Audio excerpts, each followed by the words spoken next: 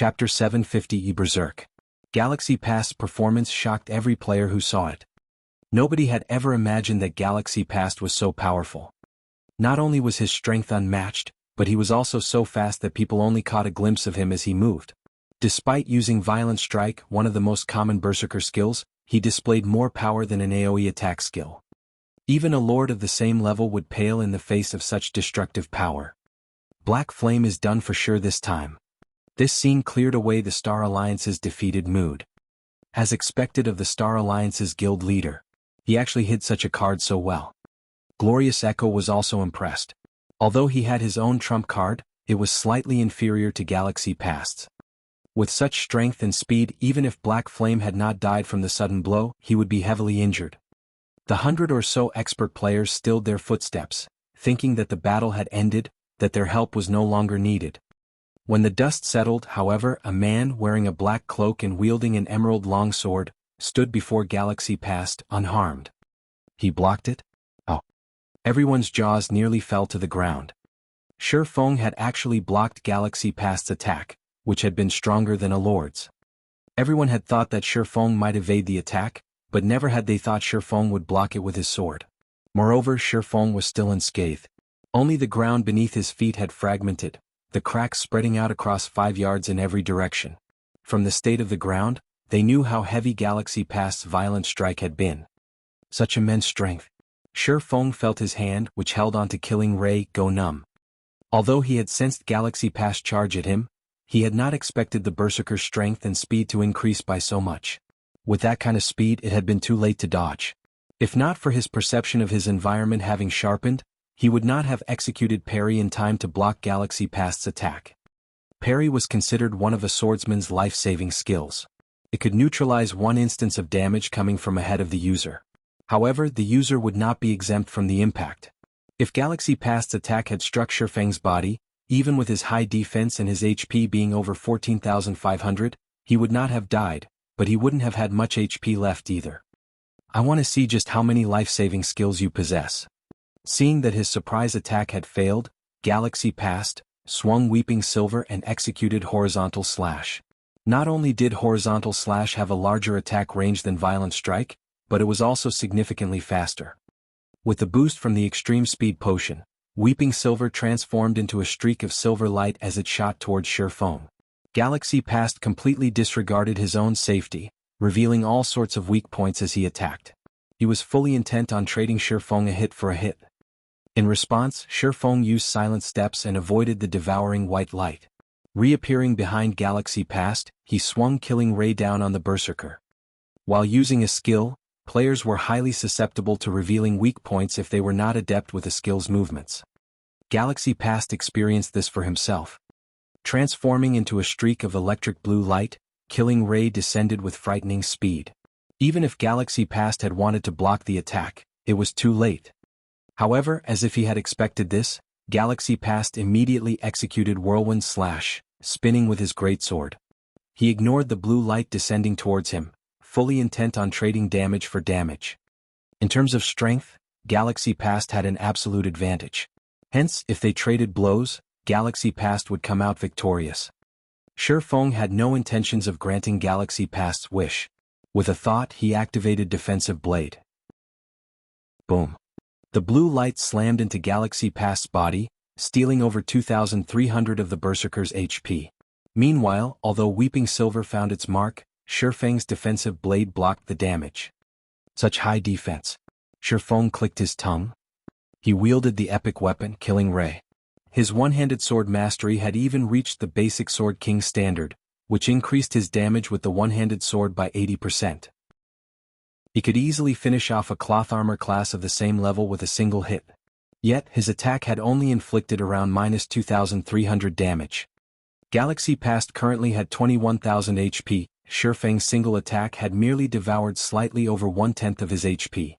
Just as Shi Feng intended to get a few more hits in, he noticed a Guardian Knight's protection blessing suddenly enveloping Galaxy Past. A Cleric's Truth Shield and an Oracle's Defense blessing also fell over the Berserker. A healing light touched Galaxy Past's head, instantly recovering his HP to full. Quickly, Shi Feng brandished Killing Ray and launched a barrage of attacks. However, all he managed to do was shatter the truth shield. He was still short of shattering the defense blessing. An oracle's defense blessing and a cleric's truth shield were different. The truth shield could protect the target's entire body, and the caster's mana determined how much damage it could absorb. Defense blessing, on the other hand, could only block attacks coming from one direction. However, the target's maximum HP determined how much damage it could absorb. A Tier 1 defense blessing could absorb damage equal to 30% of the target's maximum HP. Since Galaxy Past had 21,000 HP, a defense blessing cast on him could absorb over 6,000 damage. Shifeng frowned slightly. They were currently surrounded by members of the Star Alliance. If Shifeng were facing an elite MT, even if said MT activated Shield Wall, he was confident that he could finish off the MT quickly without giving the healers a chance to heal him. Now, however, Galaxy Past defense was simply too high. The Berserker's HP had also increased to 21,000, and he had the damage reduction from Protection Blessing. It was practically impossible to kill Galaxy Past before the healers recovered his HP. Although the predicament troubled Shifeng, Galaxy Past was shocked. He finally realized just how massive the gap was between him and Shifeng. Shifeng's attack power was insanely high. War God Possession had increased Galaxy Past's defense by 200%.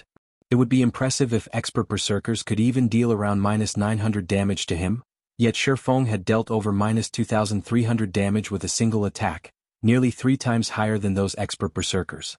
If not for the aid from the surrounding experts, he might have lost close to half of his HP from that exchange. Galaxy, I'll help you. Glorious Echo had also noticed how massive the gap was between Galaxy Past and Shifeng in terms of combat standards. Even with the surrounding experts' help, it would not be easy to take down Shifeng. Hence, as an additional precaution, Glorious Echo activated his Berserk skill as well, his attributes soaring instantly. Although his Berserk skill, Evil God's Power, could not compare to Galaxy Past's War God Possession, it was still a very rare Berserk skill. Moreover, Glorious Echo was a shield warrior. His normal HP was already close to 13,000. After activating the Berserk skill, his HP rose to over 26,000. He also radiated a bloody miasma, which formed a faint layer of blood armor around his body, increasing his defense significantly. Glorious Echo then revealed a Tier 2 blue magic scroll and used it. Lightning Speed, Tier 2 magic scroll. Increases the target's movement speed by 80%, attack speed by 120%, and damage by 20% for 30 seconds. Cannot be stacked. Cooldown 1 hour. When the Star Alliance members saw the 2 guild leaders activate their own Berserk skills, their confidence rose. The expert players a short distance away began to support the 2 guild leaders, casting buffs and heals. At this moment, it was practically impossible to kill Galaxy Past and Glorious Echo. Black Flame, today will be the day you die. Glorious Echo used Charge, following up with a Justice Roar and releasing a dazzling glow as he forced Shifeng to focus on him. If he didn't, Glorious Echo's strength and speed would increase significantly, and killing Shifeng would become much easier. Yet, as soon as Glorious Echo arrived before Shifeng, he discovered that Shifeng was smiling. That smile told him 2 things. Everything was under Shifeng's control, and they had foolishly jumped into Shifeng's trap. Heavenly Dragon's Power. Suddenly, numerous golden dragon scales covered Shifeng's body, the strength of his aura rising exponentially. It felt like they had woken an ancient beast, and one could not help but shiver when this aura swept over them.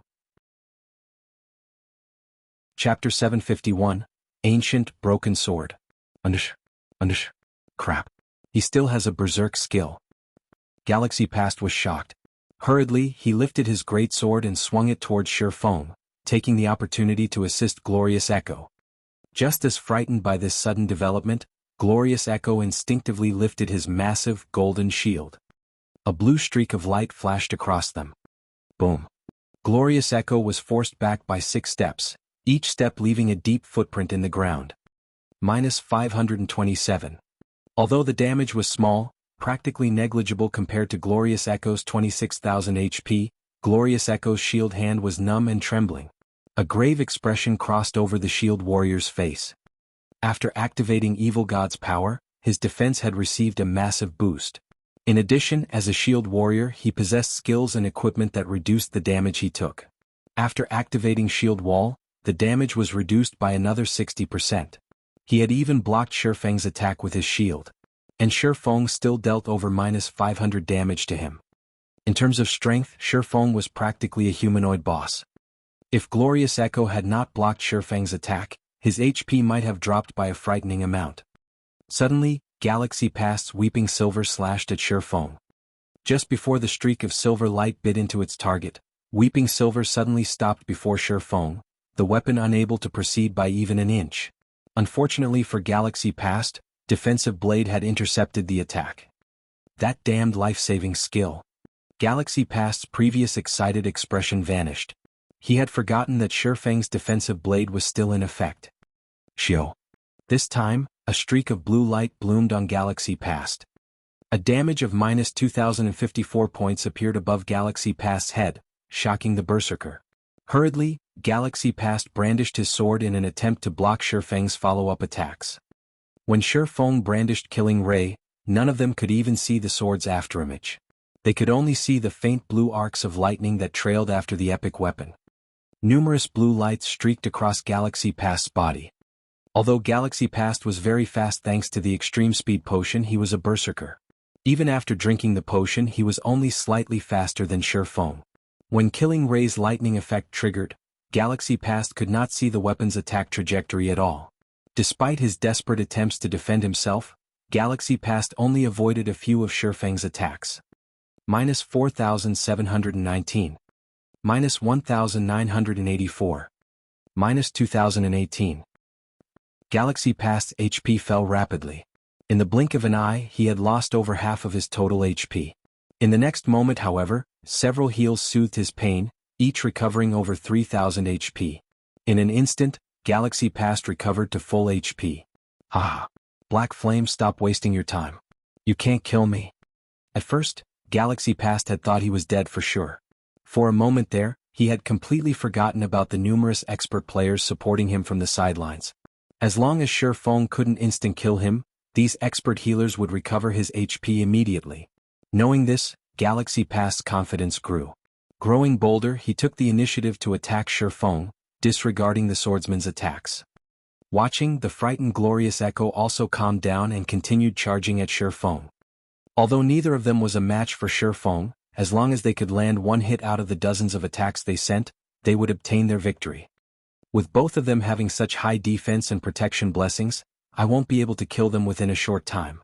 Sure enough, Heavenly Dragon's power alone won't be enough. Shifeng sighed. Suddenly he leaped and broke away from the two guild leaders. He's trying to escape. Stop him. Galaxy Past shouted as Shifeng fled. His War God possession had a very short duration. If he could not defeat Shifeng within that duration, they would definitely lose this fight. Hearing Galaxy Past's command, the Shield Warriors and Guardian Knights activated their life-saving skills and rushed at Shifeng. Scram! Shifeng shouted. Turning, he swung Killing Ray violently. Hurricane! Hurricane! Deals 200% plus, 30% asterisk hurricane energy stacks. Weapon damage in a 20-yard cone and lifts all targets struck into the air, preventing movement for 5 seconds. Cooldown, 10 minutes. This was one of the Tier 1 Swordsman set equipment's additional skills, Hurricane. As Shifeng had long since built up 10 stacks of Hurricane energy during his previous attacks, he used Hurricane at its maximum power. Instantly, the dozens of Shield Warriors and Guardian Knights were blown into the air. Despite these players having activated Shield Wall and Protection Blessing, they still received over -15,000 points of damage. Some had even received a critical hit of more than -30,000 points. Instantly, every one of these MTs died before they hit the ground. However, Galaxy Past and Glorious Echo had used this brief opportunity to catch up with Shifeng. I finally have some space. Shifeng glanced at the approaching Berserker and Shield Warrior. He then retrieved the Dragon Slayer potion which he had obtained from the Disaster Treasure Chest and drank it. Dragon Slayer Potion, consumable. Increases all attributes by 100% and all resistances by 100 points for 1 minute. Cooldown, 3 hours. In reality, Shifeng didn't need to use the Dragon Slayer Potion to deal with Galaxy Past and Glorious Echo. He could simply activate Blade Liberation. However, the 20-second weakening effect after the skill's duration was a risk that Shifeng could not afford. Hence, he toughened his resolve and chose to drink the Dragon Slayer Potion instead. That way he would not receive any negative side effects that would hamper his combat power later on. After drinking the potion, Shi Feng felt his entire body brim with energy. It felt as if his every attack contained enough power to decimate heaven and earth. Black Flame, you won't escape. After activating charge and arriving before Shi Feng, Galaxy Past executed the Berserker's strongest Tier 1 skill, Lethal Blow. However, Shi Feng suddenly stopped running. With double the attributes now, Shi Feng turned around and evaded Galaxy Past's lethal blow easily. The killing ray then transformed into numerous blue lights that snaked towards the Berserker. Before Galaxy Past realized what had happened, killing ray had struck numerous times. Minus 4,418. Minus 9,578. Minus 9,495. In the blink of an eye, Galaxy Past's HP hit rock bottom, his body falling to the ground. The healers standing at the rear had not even had the time to heal him. When Galaxy Past died, he dropped a piece of equipment and an ancient, broken sword with a golden hilt. Suddenly the entire battlefield fell silent. The Star Alliance members who had tried to block Shi Feng's path revealed expressions of disbelief. The guild leader they revered had been killed. When Glorious Echo saw his companion hit the dirt, he froze in his tracks, his will to fight vanishing. Shi Feng's terrifying power left him thoroughly shaken. Shi Feng noticed that Galaxy Past had dropped something extraordinary, so he took the opportunity to pick up the Berserker's loot while everyone was still caught in their stupor. They all watched in a daze as Shi Feng collected the drops. Nobody dared try to stop him. Seeing as nobody wanted to approach him, Shi Feng smiled faintly as he took a blue magic scroll out of his bag. Shi Feng had also obtained this from the disaster treasure chest. Thunder's Wrath, Tier 3 Magic Scroll. Deals devastating damage within a radius of 100 yards for 5 seconds. Although this magic scroll was powerful, it had a channeling time of nearly 1 second. During this time he could not afford any interruptions. This moment, however, was the perfect opportunity to use it. While everyone struggled with their shock, Shi Feng unfurled the magic scroll and channeled the spell. With himself as the center, he activated Thunder's Wrath. Crap. Run quickly. Glorious Echo shouted in a panic after realizing what was about to happen. Unfortunately, it was too late. To finish Shi Feng off, the Star Alliance had gathered most of its experts around him. If Shi Feng attempted to hunt down these experts one by one, they would have fled. If he used Thunder's Wrath, however, none of them would get away. Suddenly, a gigantic magic array appeared in the sky. Countless lightning bolts began to descend. However, area-wide attacks like these usually required around 2 or 3 seconds to reach their full potential. During this period, the lightning strikes that snaked down from the sky would gradually increase. Hence, not all players within the affected area would take damage the instant the magic scroll activated. Upon activating Thunder's Wrath, Shi Feng switched the aura of space to the aura of earth and activated absolute defense. The skill's duration was just enough to last through the duration of Thunder's Wrath. Shi Feng then dashed towards the Star Alliance's expert players. Lightning bolts descended, one after another. Even Glorious Echo, who had the highest HP and defense among every player present, was vaporized when one of these bolts struck him. Shi Feng weaved his way through the lightning storm as he collected the experts' immortal souls. This fed his current collection rapidly. By the time Thunder's Wrath ended, the Star Alliance's expert players had been wiped out. Chapter 752, Star Moons Number 1. Black Flame really is vicious. Yuan Tiexing could not help his sigh as he looked at the charred corpses in the distance. The Star Alliance is done for this time. Thousands of Star Alliance elite members had died in an instant. Who knew how much equipment was scattered across the ground? If converted to coins, just how much one would have to spend to purchase all of that equipment? To the Star Alliance, however, the lost items were only secondary. To deal with Black Flame, the Star Alliance had gone all out and sent most of its experts to surround Shi Feng. Yet, with just one blow, Shi Feng had annihilated all of them. This was an irrecoverable blow to the Star Alliance. Without these upper echelons commanding the war, the Star Alliance's army would definitely fall into chaos. Zero Wing and Ouroboros's armies would slaughter the survivors. After players died in God's domain, they could not contact those still alive in the game. They could only do so after they revived. However, unlike in dungeons, players would not revive immediately upon death. They needed to wait for half an hour before they could return to the world of the living. By the time half an hour had passed, the war in the Stoneclaw Mountains would most likely be over. At that time there would be no point in returning. Even Yuan Chexing could not begin to estimate how many elite members the Star Alliance would lose in this war. However, what Yuan Chexing did not know was that Shi Feng had not only killed the Star Alliance's experts, but he had also absorbed many of their immortal souls. As a result, these upper echelons would not be able to log into God's domain for some time. After losing a war, a guild did not need to focus on its losses, but whether or not it could stabilize itself. If a guild's upper echelons could not log into God's domain for 2 or 3 days, even Shi Feng could not imagine the chaos that would befall the guild. Not only had the Star Alliance lost the war, but its upper echelons had also gone missing. Who would want to remain in such a guild? This was also why plundering immortal souls had become a taboo among players in God's domain in the past. Meanwhile, the reports of Shi Feng wiping out the Star Alliance's upper echelons with Thunder's wrath had begun to spread throughout the official forums. Instantly, the Starmoon Kingdom forums gone into an uproar. Black Flame is too godly. Damn. Black Flame can win even surrounded by enemies. Is he even human? If Zero Wing has such an expert, it won't have any problems growing stronger. Please carry me. Please accept me as your disciple, God Black Flame. Although I've just joined God's domain, I am going to join Zero Wing no matter what. Only minutes after Black Flame's battle video posted, it had been upvoted to the #1 spot on Starmoon Kingdom's forums. Meanwhile, the majority of the kingdom's players desperately wanted to join Zero Wing. Aside from focusing on Black Flame, players had also grown curious about Zero Wing's other experts and had begun to investigate the guild. The moment they checked, however, they were frightened. Zero Wing had 3 people who had reached the 8th floor of the Divine Colosseum's Trial Tower. If one were a veteran player in God's domain, they would be very enthusiastic about the Divine Colosseum's Trial Tower. The Trial Tower had become an important indicator for players' comparisons against each other. For players new to God's domain, it was practically a dream to clear even the 1st floor. As for veterans, reaching the 3rd floor was their limit, whereas elite players could roughly reach the 4th floor. Meanwhile, ordinary players already considered elite players experts. When forming a party to raid a dungeon, any party that had an elite player would be the envy of others. An elite player could increase the party's overall strength, making it a piece of cake to clear a hard mode party dungeon.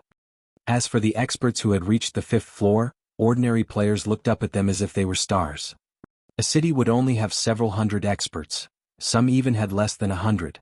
NPC cities' player population could range anywhere from 70,000 to over 1 million. One could imagine just how rare such experts were. In other words, these experts were the top players in an NPC city. Currently, in most of the cities in Starmoon Kingdom, the highest floor any player had reached was the Trial Tower's 6th floor. Only the major NPC cities with a player population of over 1 million would have 7th floor experts. Yet, Zero Wing actually had 3 people who had managed to reach the Trial Tower's 8th floor. The players of Starmoon Kingdom struggled to accept this fact. It was impossible for ordinary players to encounter true experts. Hence, they usually used the Trial Tower as a method of judging experts because the Divine Colosseum's tower did not test a player's attributes or equipment. Rather, it tested a player's true power.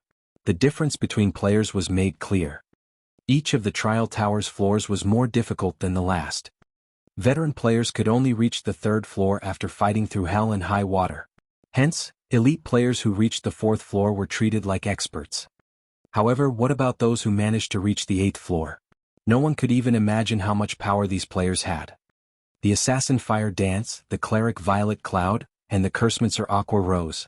Beneath them were quite a few 7th floor experts such as the Berserker Rampant Blade, the Berserker Shadow Sword, the Guardian Knight Kola, the Shield Warrior Yu Wumian, the Ranger Minor Wind, the Assassin Flying Shadow, the Elementalist Su Qianlu, and the Cursmancer Blackie.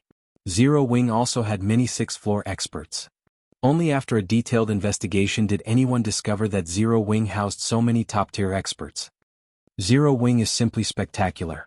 There are actually so many experts in a single guild.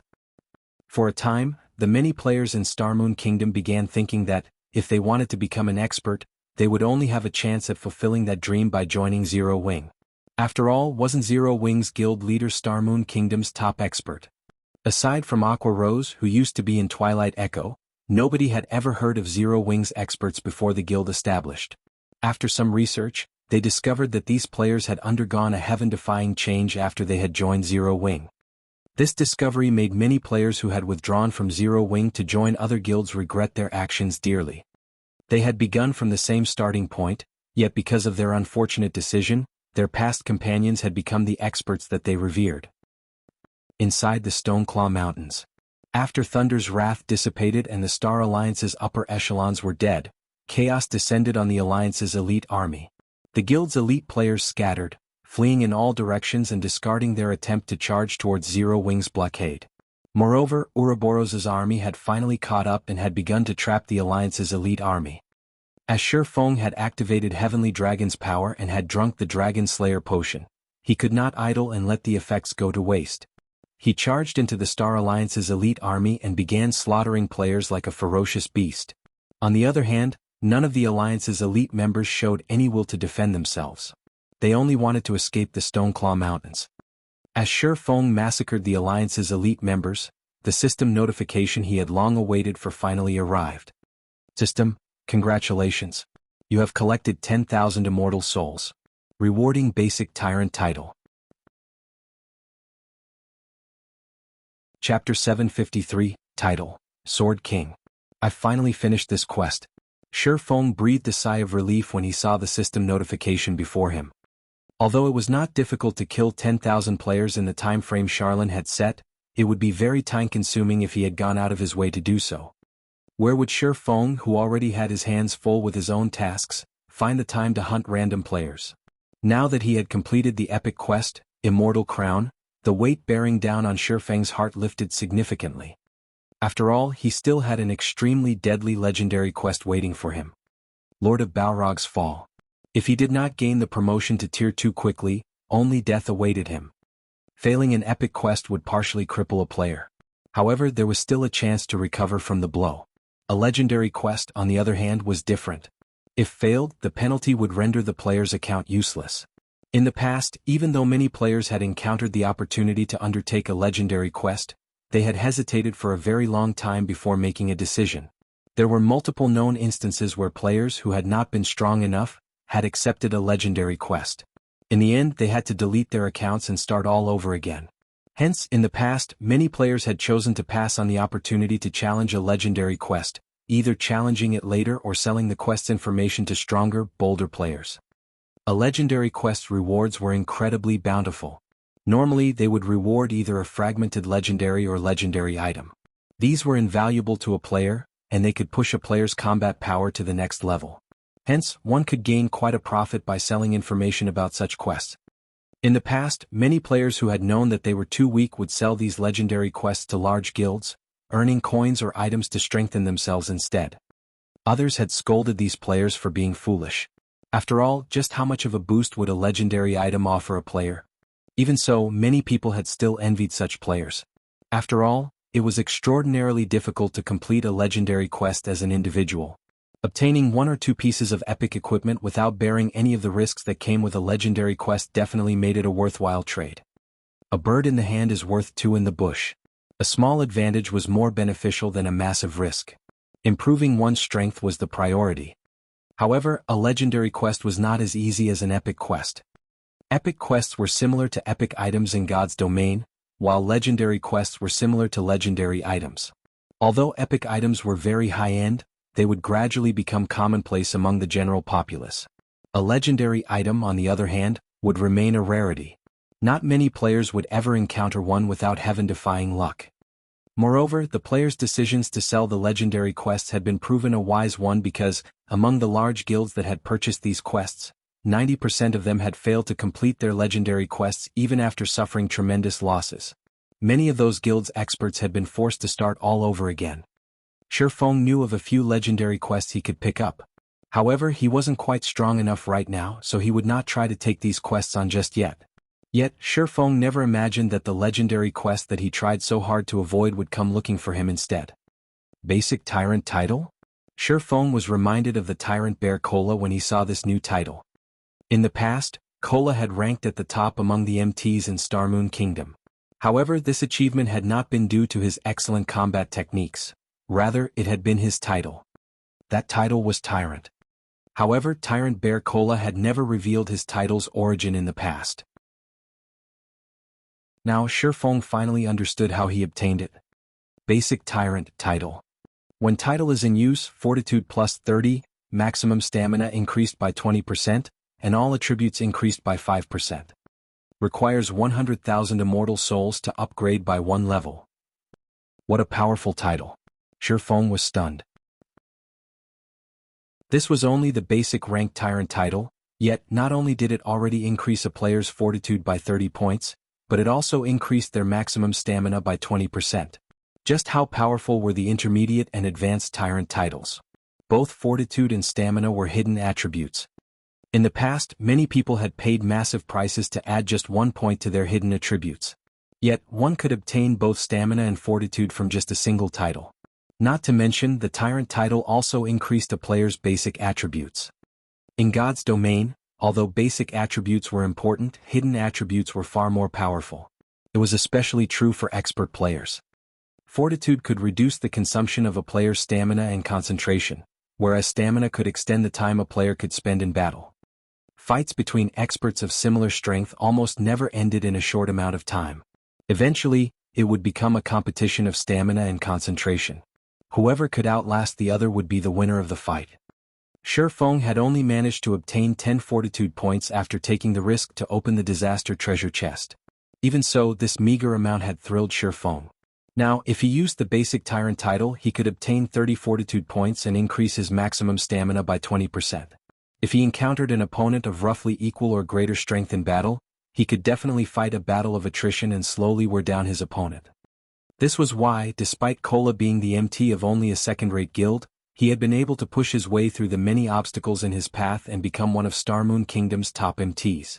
In fact, as one progressed in the game, fortitude and stamina were also extremely important when raiding a large-scale team dungeon because the bosses inside these dungeons demanded much of one's stamina. More often than not, raids would fail not because the bosses inside large-scale team dungeons were overwhelmingly powerful, but because the players raiding these bosses would collapse from exhausting their stamina. Guild leader, we've cleared out most of the elites from the Star Alliance and the various large guilds. Those still alive have already escaped the Stoneclaw Mountains. Should we hunt them down? Aqua Rose reported excitedly. This war had truly been a pleasurable one. They had even beaten a massive threat like the Star Alliance to a pulp. Even if the Star Alliance tried to rope the other large guilds to join hands and capture Stone Forest Town in the future, no one would work with them. No need for that. Everyone's tired from the war. Let's tidy up the battlefield and tally our gains and losses, Shifeng said, shaking his head. When players left the Stoneclaw Mountains, they could use a return scroll to teleport to their respective cities. It would be impossible to pursue these players even if they wanted to. Moreover, they had already achieved their main goal in this war. In the future, any guild would have to consider their decisions carefully before trying to lay a hand on Zero Wing. Shifeng left the post-war report to Aqua Rose and the others to manage. After all, he had something more important to deal with right now. He needed to look for Charlene and turn in his quest. Shifeng was already dying to receive the reward for the immortal crown. As Shifeng took off to turn in his quest, a huge incident rocked Starmoon Kingdom. The secret pavilion had updated its God's Domain experts list. This time, the update had rendered many experts throughout God's Domain speechless, none of them daring to believe the truth of what they saw. The God's Domain experts list was a very credible ranking list in God's Domain. Experts who ranked on it were all considered extraordinary players. Particularly, the top 500 rankings very rarely saw any fluctuations. It was very difficult to climb the ranks once a player entered the top 500. Meanwhile, since the first publication of the God's Domain experts list, the top 100 had never changed. This time, however, someone had finally broken that record. Moreover, not only had someone climbed the ranks, but their title had also changed. God's Domain experts list rank 51, Black Flame. Class, Swordsman. Title, Sword King. Chapter 754, Famous throughout God's Domain. Every one of the experts within the God's Domain experts list's top 100 had been a famous expert in the virtual gaming world for many years. These experts had become overlords in not just one, but several virtual reality games. Each was a master-level character with countless, brilliant battle records. Upstart experts could never hope to compare with these masters. It was already extremely difficult for upstart experts to join the top 1,000. For an upstart expert, joining the top 100 was practically a miracle. Yet, not only had Black Flame achieved a miracle, but he had also jumped to the 51st rank. Excitement over the new developments swept through Star Moon Kingdom. The majority of those top 100 experts resided in God's Domain's various empires.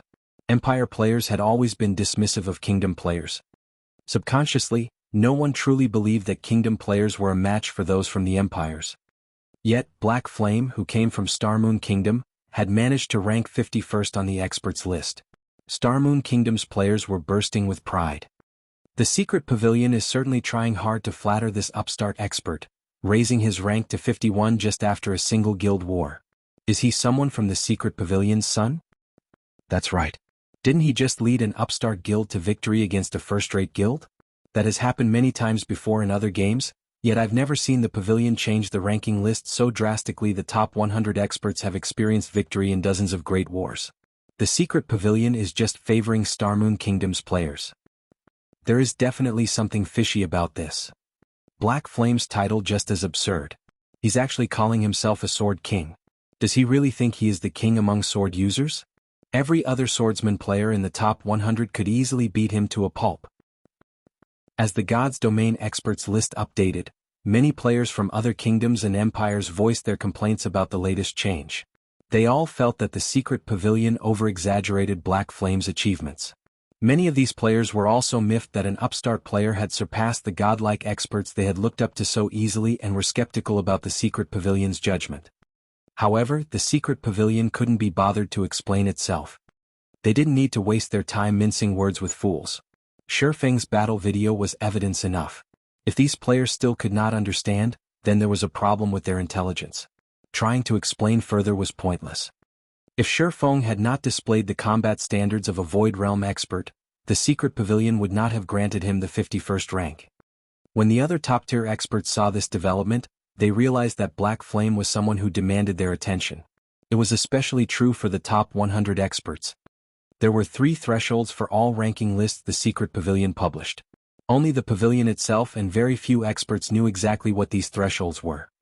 The first threshold was the top 400. If an expert had yet to set foot into the realms of refinement, then regardless of how brilliant they performed in a game, they would never reach the top 400. If an expert were ranked among the top 400, then it proved that this expert had already set foot into the realms of refinement.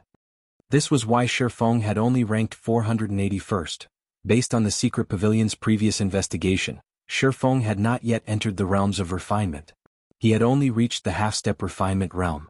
Otherwise, Shifeng would have had a higher ranking. The second threshold was the top 200. Experts outside of the flowing water realm should not even dream of entering the top 200. Even with the most brilliant of performance, the best rank they could achieve was 201. The third threshold was the top 100. Only those in the Void Realm could earn one of the top 100 ranks. As Shifeng had shown that he had reached the Void Realm and had defeated the well-known Sky, his rank instantly jumped to 51. Otherwise, the best rank Shifeng could achieve was around the 80s or 90s. An expert's position on the God's Domain ranking list was not determined by just their strength.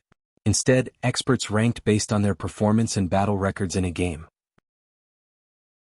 If experts ranked according to strength, then many of the experts on the ranking list would qualify for any positions. If an upstart expert managed to reach the 401st rank on the God's Domain experts list, God's Domain's top powers would, at most, spare that player a glance, making a note of their existence. They would not consider that person important in the least. Now that Shifeng had joined the top 100, however, this sudden development forced the major powers to acknowledge him. 51st? Black Flame is truly interesting. Phoenix Rain's beautiful eyebrows lifted slightly as she read the God's Domain experts list. He certainly knows how to hide his strength. I had actually failed to notice his true combat standard. It seems that he had not defeated Martial Dragon by luck alone. Previously, Shifeng had merely been a minor character in Phoenix Rain's eyes. He had just luckily obtained some top-tier equipment. At most, he would only reign supreme for a short time. However, it was a different story if Shifeng had reached the Void Realm. Even Phoenix Rain would have no choice but to treat Shifeng as an equal. With the experts list's latest update, God's Domain's top-tier players understood one thing. Another Apex expert had appeared in the virtual gaming world. Starmoon Kingdom, White River City. As soon as Shifeng returned to the city, he discovered that a constant stream of players arrived the White River City's teleportation hall. Moreover, these players' average level was quite high, with the lowest among them being around level 30. Although they were not at the standard of a guild elite player, they were considerably high-leveled among ordinary players. Meanwhile, as these players arrived, they immediately asked around for directions to Zero Wings Guild residence. "Little brother, do you know where Zero Wings Guild residence is?" A thin man approached Shifeng, asking politely. This man looked to be in his 40s and wore a blue mage's robe. Behind this middle-aged man were 5 other people.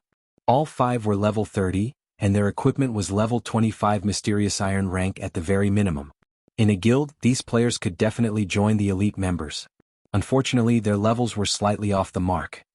However, independent players did not have the same advantages as guild player. Independent players did not have access to the various benefits that a guild offered. They had no choice but to invest some of their time in other aspects. Hence, their leveling speed was slower than guild players. Shifeng currently hid under his black cloak and had reverted to his original appearance. Both his level and equipment were also hidden. Hence, no one recognized him. When Shifeng glanced at this group of players, his eyes instantly lit up with an excited light. The person speaking to him was actually Silent Years, who had been a top-tier expert in his previous life. This man had once ranked within the top 50 among the oracles of Starmoon Kingdom. He had even reached the top 10 during his peak. "Big brother Silent, this person is wearing Zero Wing's emblem. He's from Zero Wing," the female elementalist beside Silent Years said awkwardly as she jabbed her finger at the oracle. Suddenly, Silent Years jerked, realizing this. As he had walked up to Shifeng from behind, he had not noticed the guild emblem on the swordsman's chest. To think that he had actually asked a member of Zero Wing whether or not they knew where the guild residence was. "Zero Wing's residence is on the city's central street," Shifeng said casually, not minding the oracle's awkward question. "You guys can just take a carriage there." After saying so, Shifeng turned and left the teleportation hall, riding a horse carriage towards the library. Sure enough, Zero Wing is really amazing. It's no wonder how it became an expert's playground. "I felt so much pressure from a casual member. It seems that we have not wasted a trip.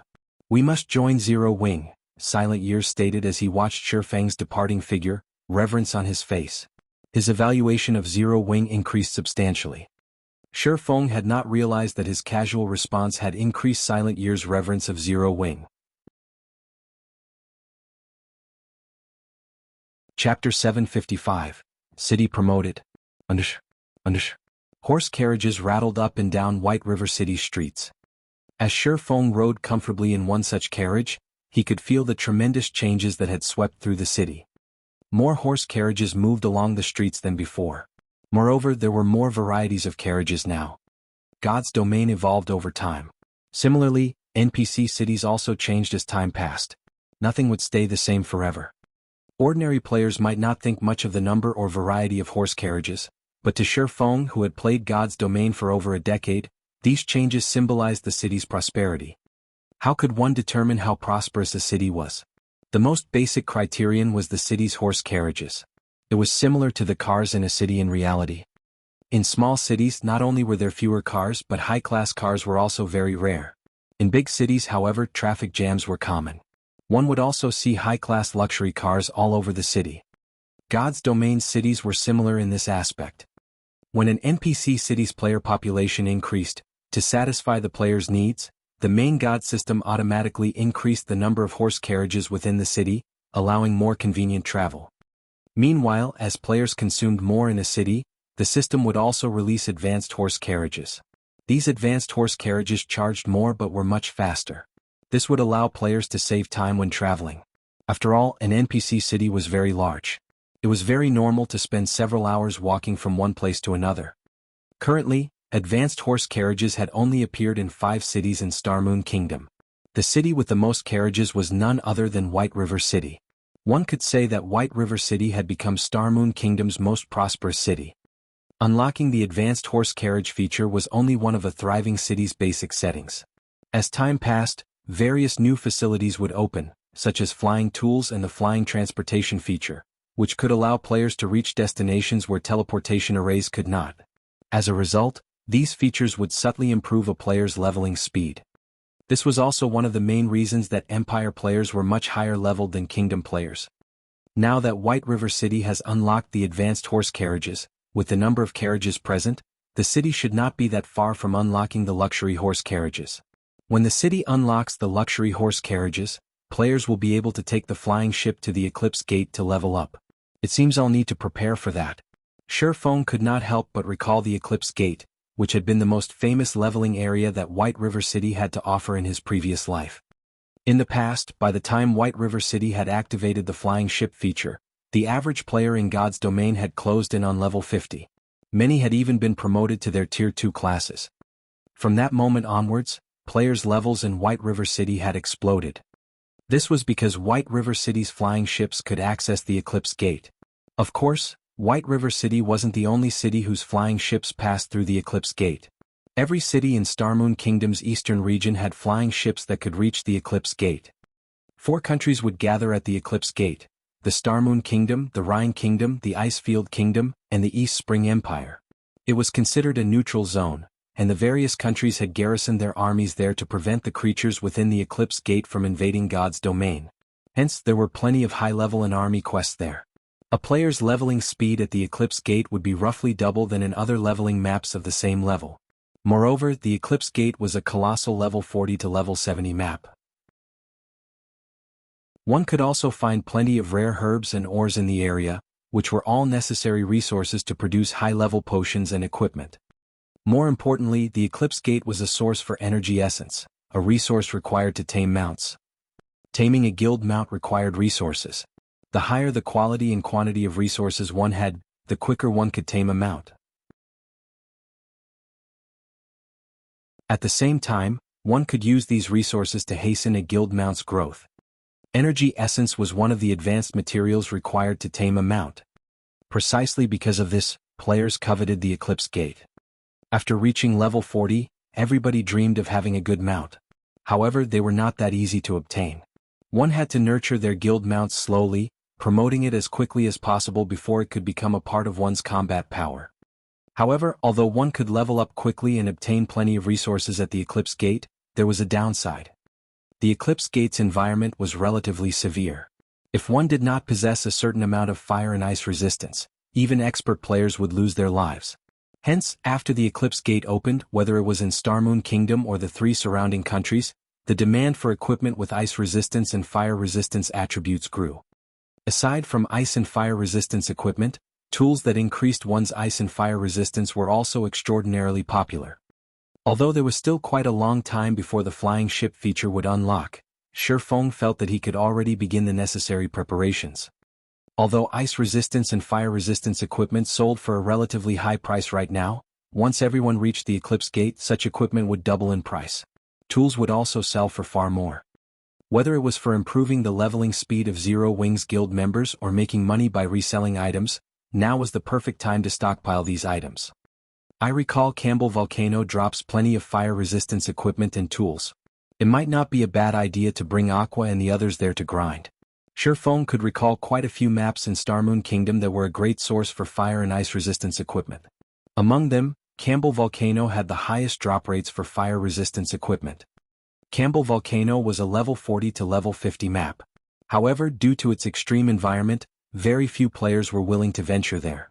However, after the Eclipse Gate had appeared, Campbell Volcano became one of the most popular locations in Starmoon Kingdom. No one had visited that map yet. This was a good chance for him to lead the main force members there to develop the map since none of the bosses had died yet. Bosses killed for the first time would have double their usual drop rates. Moreover, with the strength of Zero Wings' main force, they shouldn't have any issues dealing with a level 50 boss. As for the magic crystals in the Stoneclaw Mountains, they could rely on the guild's elite members to continue that harvest. Before Shurfeng realized it, the advanced horse carriage he rode in had already arrived at the library. The library's entrance was the same as usual, with a group of players bunching around the doors, hoping to gain the favor of an NPC noble and gain entry into the library. Under everyone's watchful eyes, Shi Feng strode into the library unhampered. When the NPC guards stationed at the entrance saw Shi Feng, they treated him with respect, shocking many of the loitering players. After entering the library as always, Shi Feng headed towards the Starmoon Hall on the building's top floor. When the two level 300 Tier 3 Red Paladins who guarded Starmoon Hall's doors saw Shi Feng approach, they stopped him. Since when did Tier 3 NPCs guard this place? Shi Feng was surprised. Tier 4 NPCs were already overlords in White River City. Some small cities only had Tier 3 NPCs to safeguard them. Yet now two such NPCs guarded the Starmoon Hall. This was surprising. Normally, only the palace in Starmoon City warranted such treatment. Without permission, outsiders are not allowed to enter, the level 200 Red Paladins said as they blocked Shi Feng's path with their spears. Suddenly, however, a clear, crisp voice floated out from the hall. Let him in. When the two level 200 Red Paladins heard this, they immediately retrieved their spears and opened the doors, allowing Shi Feng entry.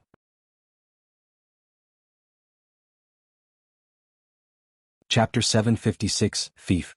Compared to Shi Feng's previous visit, a new large collection of ancient books filled the Starmoon Hall. Some of these books even radiated mana that could rival Tier 4 magic scrolls. Tier 4 magic scrolls were almost as rare as legendary items in God's domain. Tier 4 magic scrolls had survived since the ancient era. Shi Feng had yet to hear of anyone who could produce Tier 4 magic scrolls. If a book could exude so much mana that it rivaled a Tier 4 magic scroll, one could easily tell that these books were extraordinary. Meanwhile, Charlene, who sat high above the hall, had also changed significantly. Although her level, statistics, and clothing had not undergone any transformations, the pressure she gave off had changed tremendously. She did not have the usual oppressive aura of a powerhouse. Instead, she felt like the all-encompassing sky. Her presence could be felt from anywhere within the room. Before Shi Feng had approached Charlene, he felt his mind clear far more than ever before. He also noticed that the endless streams of mana in the room were actually moving towards Charlene. It was as if Charlene were God's domain's heart. How could this be possible? Shi Feng was shocked when he arrived before Charlene. Shi Feng had discovered something that shook him to the core. After reaching the Void Realm, he felt his environment as clearly as the palm of his hand. He could sense everything within a fixed radius of himself to an astonishingly accurate degree. Previously, as Charlene had still been outside his range, he had not thought much about not noticing Charlene's energy. Yet, despite standing so close to the woman, he couldn't feel her at all. Before, the two Tier 3 Paladins had clearly been able to feel her presence. Shi Feng doubted that his sense had failed him. Has something happened that has led you to find me so urgently? Charlene, who had been reading a book, asked with great interest as her beautiful eyes turned towards Shi Feng. Lady Charlene, I've collected the immortal souls you requested. Shi Feng displayed the spirit seal imprinted on the back of his right hand. Immortal souls filled the seal to the brim. Oh, good job. With this many immortal souls, I'll be able to repair the immortal crown quickly. Charlene nodded and tapped her finger in the air. Suddenly, golden divine runes began circling Shi Feng's right hand. Countless golden threads flowed out of the spirit seal, gathering into a ball before flying into Charlene's hand. Since you have completed your quest, I will fulfill my promise as well. Here, this is for you. Charlene waved her hand. In the next moment, a leaf of lambskin parchment appeared in her hand. The parchment then flew towards Shi Feng. The lambskin parchment looked quite ordinary. However, the words on the parchment could tempt any guild in God's domain. Starmoon Kingdom City Building Order. As long as it was within Starmoon Kingdom's jurisdiction, one could construct their own city with this city building order. To a guild, even a legendary item was not worth as much as this single piece of parchment. Cities were different from towns.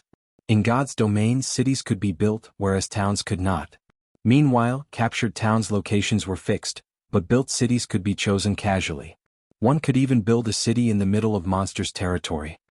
A town's maximum population usually ranged between 30,000 to 50,000. On the other hand, even the smallest city could hold 200,000 players. This was why, after obtaining their own towns, guilds would focus all of their efforts on developing the town in the hopes of promoting it into a city as soon as possible. Moreover, as a city demanded a sufficiently large plot of land, one could construct a mana tower in the city. With the mana tower, any player residing in the city would enjoy increased stamina and concentration recovery rates. They could even accumulate the double EXP buff. Although the accumulation rate was not as generous as a guild residence's, one could still accumulate 10% worth of double EXP buff after 48 hours of rest. Once players reached higher levels, the needed EXP to level up increased tremendously. Currently, level 30 ordinary players required roughly 3 or 4 days to reach the next level. Hence, even a 10% double EXP buff would significantly reduce the time players needed to grind. Aside from improving one's stamina and concentration recovery rates, hotels would also offer the guild residence effect, allowing players to accumulate 20% worth of double EXP buff after 48 hours of rest. Meanwhile, the guild that controlled the city would also see some benefits. When guild members rested in the guild residence, they would accumulate 30% worth of double EXP buff after 48 hours.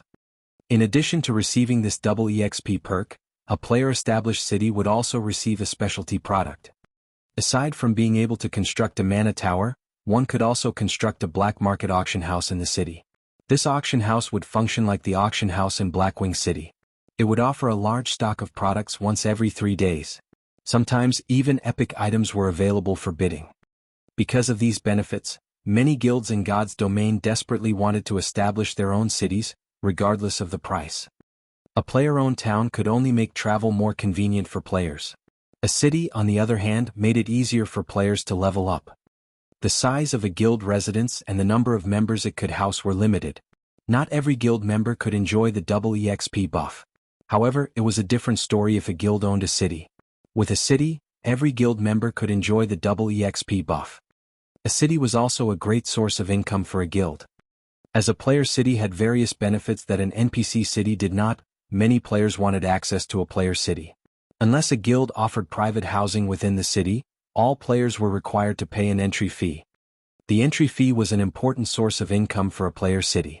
In comparison, a guild would only earn pennies from the opening a shop. A shop could never compete with a city regarding profits. When Sherfong gazed down at the city-building order in his hands, he nearly drooled. Despite having been the guild leader of a second-rate guild in his previous life, the guild having owned 10 city-states, he struggled to maintain his calm now that he knew he would have his own. His very own city. In the past, something like this could only happen in his dreams. Yet now he held this dream in his hands. While every other guild competed over the golden lands in NPC cities, nobody had any clue that Sherfong would no longer compete on the same stage. Because from now on, Sherfong would begin the competition for the kingdom's territories. Come. I need to stay calm. This is only the beginning. Sherfong continuously advised himself. In God's domain, like NPC cities' golden lands and ordinary lands, there were poor territories and territories with excellent resources in every kingdom and empire. The sooner one constructed their own city, the sooner they could occupy these resource-rich territories. What counted as a resource-rich territory? First, it was in an easily accessible location. As players reached higher levels, they would have to venture further from NPC cities. If a city were close to these high-level maps, it would save players a lot of travel time. It was a similar concept to capturing certain towns. However, most towns were still quite far away from the truly excellent leveling areas. Meanwhile, a city that was close to multiple high-level maps would attract large amounts of players. Second, it was an area that was near consumable resources. This would provide convenience for players who needed to farm materials. After all, rare herbs and ores were necessary for players, regardless of level. Third, the territory needed to be close to high-level regional dungeons. Most regional dungeons were particularly far from NPC towns and cities.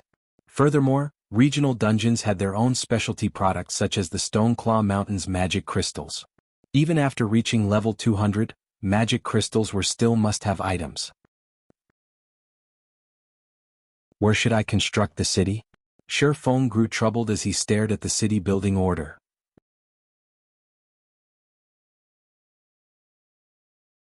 Chapter 757, Witch's Hill. Starmoon City, the Starmoon restaurant's top floor. Few players were usually willing to dine here. However, more than a dozen players currently occupied the large, luxurious hall. If Gentle Snow were there, she would have been shocked as every one of these players was an elder from the Star Alliance. Even Galaxy Past had to behave respectfully before these people. Currently, however, every elder had lowered their head as they watched the level 10 woman seated on a bench, fear and respect radiating off of them. What did you just say? Galaxy Past has not been able to log into the game? Exemplary Willow asked quietly, frowning. What the hell is going on?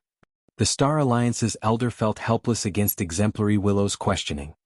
After the guild war ended, the guild's upper echelons should have begun working to stabilize the guild.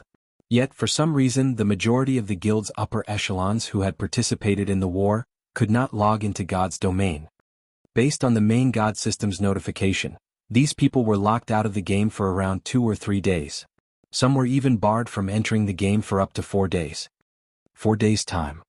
That was enough time for the mainstream players in Starmoon Kingdom to grind at least one level. Although the guild's elders, had tried to stabilize the falling morale that shook the guild, with the disappearance of the majority of the guild's upper echelons, many members began to doubt the guild. Many had begun to wonder if the Alliance's experts had defected to some other guild.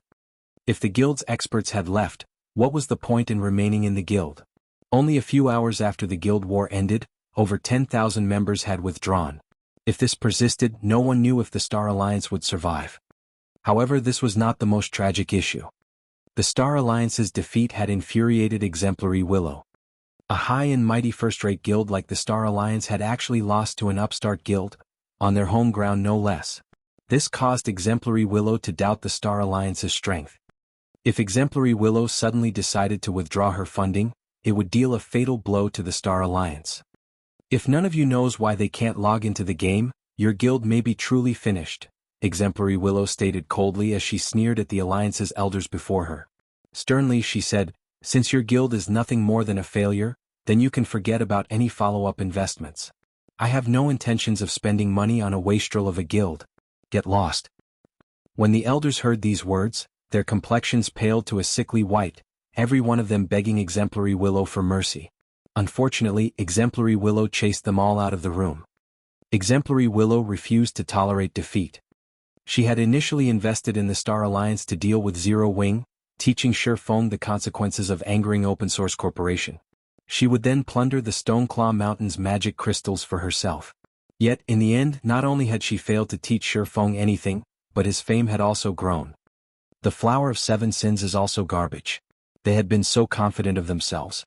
In the end, didn't they lose as well? Fortunately, I only promised them 1/3 of the Stoneclaw Mountain's magic crystals and did not have to pay much, Exemplary Willow muttered as she glanced through Starmoon Kingdom's official forums. Her mood soured as she saw the many discussion threads relating to Black Flame. In the end, it seems that I'll have to use my own power to resolve this matter. Meanwhile, in the real world, the Star Alliance's upper echelons enclosed themselves in a secret meeting. Although they could not contact each other in God's domain, the Star Alliance was a major company in the real world. The company often held video conferences between its upper echelons.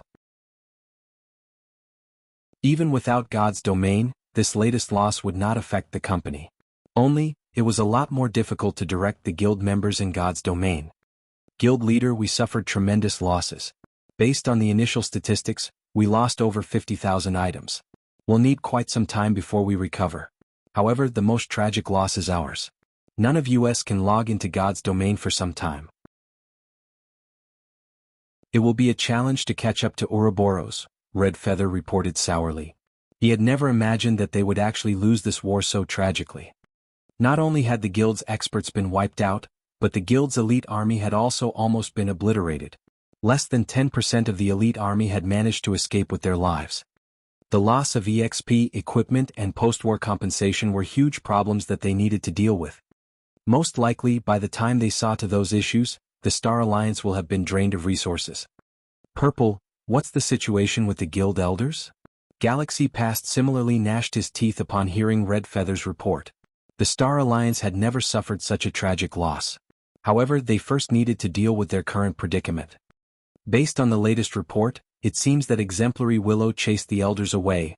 They are all in a foul mood. Exemplary Willow has probably withdrawn her funding, Purple Eye said, shaking her head. As expected of a businesswoman, she gave up on the guild as soon as she deemed it useless. Galaxy Past could not help but laugh, reacting as if he cared nothing for this result. Guild leader, what should we do now? Seeing Galaxy Past laugh even in this situation, Red Feather's frustration grew. Without Exemplary Willow's funding, the guild would have to spend significantly more time to recover. They might never truly recover from this blow, and the guild might fall from its status as a first-rate guild. What's done is done. These elders normally have little regard for me. They were also the ones who supported the decision to cooperate with Open Source Corporation. Now that OSC has withdrawn its funding, it is about time for these elders to leave the Star Alliance, Galaxy Pass sneered. When Exemplary Willow had first approached them, he had strongly opposed the idea of cooperating with Open Source Corporation. He had not believed that Black Flame was as much as a fool as the OSC thought. However, with the guild elders supporting the decision so strongly, his opposition had been futile. Now that the Alliance had lost the guild war, all of the blame could be pushed onto these elders. He could also utilize the board of directors to expel them from the Star Alliance. This way he would become the guild's true ruler, not just in name. In the future he would have a much easier time taking action. Meanwhile, in God's Domain's White River City. After Shi Feng bade Charlene farewell, he took a horse carriage to White River City's City Hall. Shi Feng was all too familiar with Starmoon Kingdom. He knew of multiple locations which fulfilled 2 or even all 3 conditions for a resource-rich territory. However, players could not reach these locations yet. If he constructed a city in a very high-level location, the city would not be nearly as attractive to players. Although building a city in a level 100 map might be attractive towards players in the future, to current players, this city would be useless. Without a large player population, the city's development would be slow. The city's construction was not a small issue either. The demand of manpower and resources could not compare to a town's. It would be a severe waste if he invested a large amount of resources in something that would not yield any immediate profits. Moreover, Shi Feng's goal of constructing a city was to earn money. He could not waste large sums of money on a useless city. It seems that the Witch's Hill is my only choice. After considering his options, Shi Feng decided that the Witch's Hill was the most profitable location right now. While Shi Feng's mind wandered, the advanced horse carriage arrived before the city hall.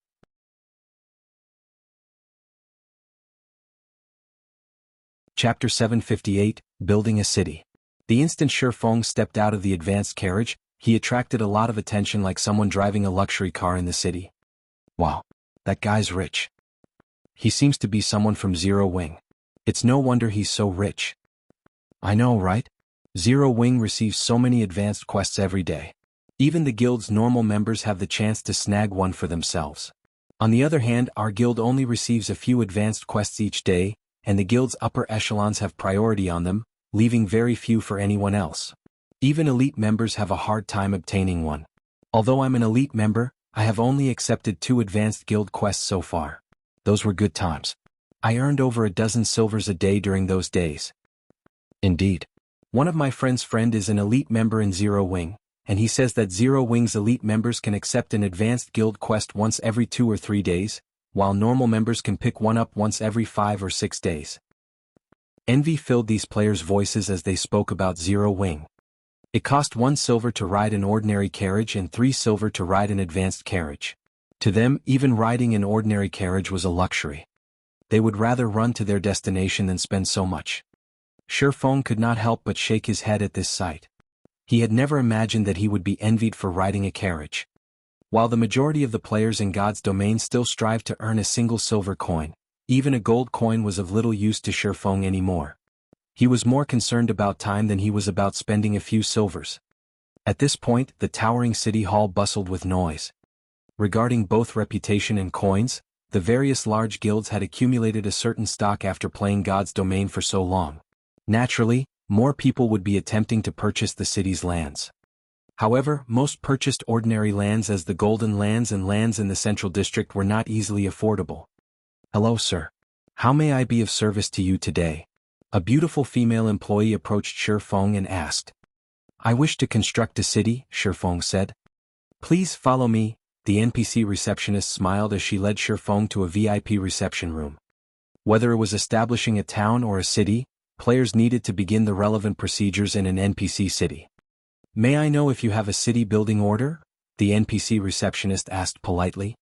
Shi Feng retrieved the Starmoon Kingdom city building order Charlene had given him. The lambskin parchment was worth over 1,000,000 gold. Very good, sir. May I know where do you wish to establish your city so that I can quote you a price? The NPC receptionist said as she took out a magic scroll, unfurling it on the table. This magic scroll displayed a map of Star Moon Kingdom. Compared to the system map players had, this map was far more detailed. The Witch's Hill, Shifeng said as he tapped a spot in the southwestern corner. Immediately, the scroll displayed the Witch's Hill map. The Witch's Hill was a level 50 to level 70 map. Rumors had it that a great witch lived there, hence, the hill had been called the Witch's Hill. The hill's name had remained unchanged even after hundreds of years and the Star Moon Kingdom's ownership. The Witch's Hill could be considered an ordinary leveling map. It was not particularly rich in resources. Yet, various guilds in Shifeng's previous life had frantically sought after the Witch's Hill. They had done so for two reasons. The first was the location's accessibility. The Witch's Hill bumped up against two resource-rich maps, Shadow Forest, a level 80 to 100 map, and Ruins of Agon, a level 60 to 75 map. Of these two locations, one produced rare herbs, while the other housed a Hell Mode regional dungeon. The Witch's Hill's secret was the second reason. This secret of the Witch's Hill had only been discovered after the mainstream players had reached level 100. At that time, the various guilds had suddenly rushed to construct their cities in this map. Dozens of guilds had fought over the Witch's Hill. Naturally, that included Shadow, the guild Shifeng had led. In the end, the powerful Star Alliance and Ouroboros had captured the Witch's Hill. The other guilds had stood no chance against them. Rumors had it that the Witch's Hill was home to a great witch, and they had been around for hundreds of years. In fact, this rumor was absolutely true, as even now, that witch still lived in the Witch's Hill.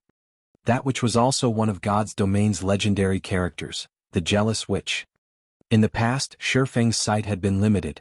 He had thought that the Jealous Witch was only a Tier 5 powerhouse. Now that he thought about it carefully, he was sure that the Jealous Witch was not a Tier 5 powerhouse but a demigod. Otherwise, how could she have lived for so long? The Jealous Witch, none other than the guardian of the Otherworld Gate. The Otherworld Gate led to another continent outside of God's domain. The Otherworld was similar to the top of the world that Shifeng recently visited. There, not only could players level up much faster, but they could also obtain equipment far more easily. There was only one condition to cross the Otherworld Gate: players must have reached Tier 2. In God's domain, it was very difficult for players to find equipment of good quality above level 50. However, it was much easier to grind for such equipment in the Otherworld. Hence, back when the Otherworld Gate had been discovered, the various large guilds had fought frantically to occupy the Witch's Hill. After all, in order to obtain good equipment, countless players would grind and level up in the Otherworld. Hence, Witch's Hill bustled with player activity. Even after a decade had passed, a storm of players still gathered in the Witch's Hill. Currently, however, no one had discovered this secret yet. Hence, Shifeng had to strike while the iron was hot. Furthermore, Zero Wings members were nearing level 50. The Witch's Hill's proximity to a Hell Mode regional dungeon was also a good enough reason to establish a city there. Hello, sir. We have calculated the quote for the region you've selected. At this time, a beautiful female NPC walked over and handed Shifeng a list. Based on our preliminary assessment, the city's construction will cost 90,000 gold. If the city comes under attack, we will charge you an additional fee based on the number and rank of monsters killed. In addition, there is also a 30,000 gold registration fee. Based on the city's current level, you will also have to pay a 30,000 gold management fee each month. May I know how many guards you wish to be stationed there? Although Shifeng had prepared himself and had only come here to ask about the price, his heart skipped a beat when he heard the cost. The price of establishing a city was more than 10 times higher than establishing a town. Moreover, after establishing the city, he also had to pay a monthly management fee of 30,000 gold. That was the equivalent of paying 1,000 gold every day. Just how many guilds in God's domain could earn 1,000 gold every day? Even if Shifeng had not spent most of his funds on frost grenades and the mana pulse cannon, he couldn't afford even a fraction of that price.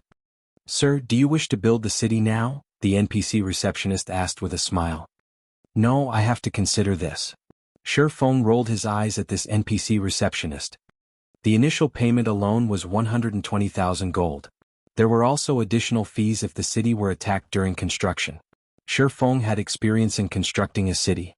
Even if he dispatched the entire guild to repel the monster attacks, defending the city would cost tens of thousands of gold. All right. However, I must remind you that you only have 1 month to use this city building order. If it isn't used within a month, This city building order will be voided, the NPC receptionist said before leaving the reception room.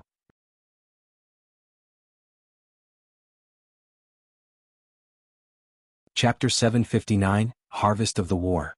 Shifeng could not help his bitter smile as he heard the NPC receptionist's words. Sure enough, it isn't that easy to establish a city. Shifeng had thought it strange that Charlene had so kind-heartedly given him a city-building order in exchange for only 10,000 immortal souls. This reward was much too extravagant for an epic quest. Sure enough, there is another test to this. God's domain was currently still in its early stages. Even a first-rate guild would have to spend a relatively long time just to collect several thousand gold. After all, for a guild to develop, expand and improve itself, it would have to spend an exorbitant amount of money. Normally, having even 1,000 gold lying around was considered a luxury for a first-rate guild. Only Zero Wing, which had the candlelight trading firm, Stone Forest Town, and a large number of guild quests, had a daily income of several thousand gold. However, after expanding the guild, they had a wider variety of expenditures. After deducting operating costs and salaries, Zero Wing raked in a clean profit of roughly 1,000 gold each day. After a month, the guild would make around 30,000 gold. The other guilds could only dream of such wealth. However, Shifeng understood that, in reality, he was still just a poor bastard. This was only a fraction of what he needed to establish his city. The basic construction fee alone cost 120,000 gold. After including the cost of dealing with monster attacks, it was practically impossible for him to earn what he needed to construct the city. He also had to think of the necessary building construction that he would need after the city itself was complete. Shifeng thought back to when Shadow had constructed a mana tower in its first city. The mana tower's required raw materials had cost close to 10,000 gold. The guild had also hired a bunch of NPCs to deal with the construction. Overall, the mana tower had cost Shadow 35,000 gold. The black market, on the other hand, had been somewhat cheaper. Even so, its construction still cost over 20,000 gold. If one added all the costs together, they would discover that the initial construction fee was only the first step to constructing a city.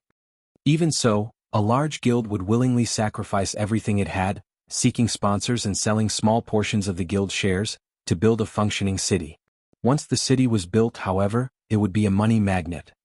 In the past, to construct its first city, Shadow had sought out over a dozen sponsors. It was also then that Shadow split its shares between many financial groups and corporations. If Zero Wing did not wish to rely on external powers to construct a guild city, then it needed to earn a lot more money. When Shifeng thought about the need to multiply his current income by several times, he felt his head throb. When Shadow had constructed its first city, there were far more people playing God's domain, and it had been much easier to earn money. Currently, the majority of the players in God's domain had yet to reach level 30. Hence, the challenge of earning more than 100,000 gold was significantly more difficult than it had been. Moreover, the candlelight trading firm's daily income was nearly at its max. It would be very difficult to increase it. As for Stone Forest Town, the town's income mainly came in the form of magic crystals. Moreover, it was also impossible to increase the town's income within a short time. As for the income from guild quests, it could not even begin to compete with the income of the candlelight trading firm and Stone Forest Town. It seems I'll have to look for a new source. Shifeng began to consider the matter. Currently, the most profitable trade involved selling top-tier weapons and equipment. Consumables were the next most profitable items. Zero Wing did not even have enough top-tier weapons and equipment to equip all of its members, so how could it possibly afford to part with those items? Just as Shifeng's headache over searching for a new source of income grew, Aqua Rose contacted him. Guild leader, I have the post-war report ready for you. We struck gold this time. Aqua Rose said excitedly. After deducting the compensation and rewards for our guild members, we obtained 18,456 pieces of level 25 mysterious iron equipment, 3,187 pieces of level 25 secret silver equipment, 549 pieces of level 25 fine gold equipment, 84 pieces of level 25 dark gold equipment, 1,427 pieces of level 30 mysterious iron equipment, 241 pieces of level 30 secret silver equipment, 53 pieces of level 30 fine gold equipment, and 4 pieces of level 30 dark gold equipment. There were always spoils after a great war. However, Shifeng had never imagined that they would enjoy such a bountiful harvest. This was all net income.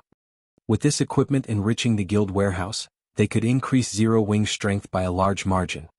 If they had purchased all of this equipment, they would have had to spend over 50,000 gold.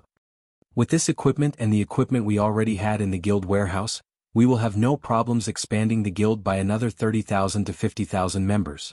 Previously, Aqua Rose had still struggled with her headache over the issue of equipment after expanding the guild. Zero Wing had already become a large guild, acknowledged by every player in Starmoon Kingdom. Its fame had even surpassed the Star Alliance in Ouroboros. As a result, more players reached out in an attempt to join the guild each day. Hence, this was the perfect time to expand. However, they would suffer if they did not have enough equipment in the guild warehouse for the new recruits. Initially, Aqua Rose had considered limiting the number of new members they recruited to 10,000. Now that they had obtained so much new equipment, however, they could recruit an additional 30,000 to 40,000 players. However, most of the equipment's durability has nearly been depleted. The repair fees will cost us a lot. I was thinking of taking out a portion of the guild funds to repair the equipment, Aqua Rose suggested. If it were only a small amount of money, Aqua Rose could make the decision herself. However, too much equipment needed repairs. Hence, she needed Shifeng's permission before she moved forward. Hearing this, Shifeng felt another headache bloom. There isn't a lot left. Sell some of the lower quality equipment and use the money to repair the rest, Shifeng said after some thought. I understand. Aqua Rose then disconnected the call. After speaking with Aqua Rose, Shifeng suddenly recalled the forging design inside his bag. The strengthening device. This item was capable of strengthening a player's equipment, reducing the consumption of durability. This was a must-have for current players. During lower levels, the majority of players in God's domain would not think much of their equipment's wear and tear. However, as players reached higher levels, they encountered far more powerful monsters. Naturally, the burden on their equipment grew as they began to take more damage. The repair fees alone would demand the majority of a player's earnings. Selling the strengthening devices would be a great source of income. Shifeng could not help but smile.